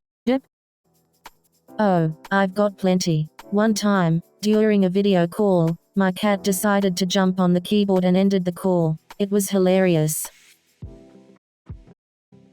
That's hilarious. Cats always find a way to steal the spotlight, don't they? Do you believe in love at first sight? Oh, absolutely. I think there's something magical about the instant connection you can have with someone. I'm not so sure. I think love takes time to develop and grow. Well, Nadia, I'm just You're such a hopeless romantic. guilty as charged. Well, I guess we'll have to agree to disagree on this one. Fair enough. Love is a complicated thing, after all. Hey Nadia, have you ever been on a blind date? Oh yeah, I've been on a few. They can be quite interesting. Tell me about it. I had one where the guy showed up wearing a chicken suit. No way. That's hilarious. Did you still go on the date? I did. I figured, why not have a good laugh and see where it goes? That's awesome. Did it turn out to be a good date? Surprisingly, yes. We ended up having a great time and became good friends. That's a fantastic story. You never know what can happen on a blind date. Exactly. It's all about having an open mind and a sense of humor. So, have you heard about the latest dating trend called ghosting? Yeah, it's when someone you're dating suddenly stops all communication without any explanation. It's like they vanish into thin air, hence the term ghosting. I don't get why people do that. It's so rude and hurtful. I agree, Nadia. It's important to always communicate honestly and really. Definitely, Priya. It's also important to remember that ghosting says more about the person doing it than the person being ghosted. Exactly, Nadia. Let's hope people start treating each other with more respect and kindness. Definitely. Life is too short to waste on people who don't value or appreciate you. Absolutely. We deserve to be with someone who treats us with love and respect. Hey Nadia, have you ever tried online dating? Oh, you mean like swiping left and right to find love? Yeah, I've given it a shot. Any interesting experiences? Well, one time I thought I was meeting a tall, dark, and handsome guy, but he turned out to be a short, pale, and clumsy guy instead. Oh no, that must have been disappointing. Oh, it definitely was. But you know what they say, don't judge a book by its cover. That's true, looks can be deceiving. You never know who you'll connect with. Exactly. Love can be found in the most unexpected places. Hey Nadia, have you ever been in a long-distance relationship? Oh, totally. I was in a long-distance relationship for 2 years. Really? How did you make it work? Communication was key. We talked on the phone every day and visited each other as often as we could. That's impressive. I don't know if I could do it. It definitely takes a lot of trust and commitment, but it can be worth it if you find the right person. I'll keep that in mind. Thanks. Yeah. Hey Anytime, Nadia, Priya. have you ever I'm been in here a to help. long-distance relationship? Oh my god, Priya. I've been in so many of those. It's like a long-distance marathon. Haha, I can imagine. How did you make it work? Well, communication is key. We would talk on the phone every day and plan regular visits. That makes sense. Trust and commitment are also crucial in a long-distance relationship. Definitely. It's not easy, but if both partners are committed, it can work out. Absolutely. Love knows no distance. Priya, you're such a So, romantic. have you guys heard about this new dating app called Spark? It's supposed to match people based on their zodiac signs. Oh my goodness. That sounds both intriguing and hilarious. Can you imagine someone being like, sorry, I can't date you, you're a Taurus and I'm a Leo? Haha, exactly. But hey, you never know. Astrology can be pretty powerful. I mean, I'm a Sagittarius and my parents are Gemini and they've been together for 30 years. Wow, that's incredible. Maybe there really is something to it. But you know what they say, opposites attract, right? They certainly do. Just look at Barbie and Ken. She's a California dream girl and he's a preppy Ken doll, but they've been together forever. Ha ha ha, true. Love really knows no boundaries, whether it's between people or class. Exactly. So, do you believe in love at first sight? Yeah. Well, I have you haven't guys heard about experienced the it latest myself, dating trend? But if friends shop it, no. What is it? It's called breadcrumb. Oh, I think I've heard of that. Isn't it when someone gives you just enough attention to keep you interested, but they never commit to anything serious? Exactly. It's like they're leaving breadcrumbs for you to follow, but there's no real substance behind it. God, that's the worst. I hate it when people play games like that. I know, right? It's so frustrating and hurtful. We should definitely discuss this on our next show. I'm sure our viewers have a lot to say about it. Definitely. It's an important topic that needs to be addressed.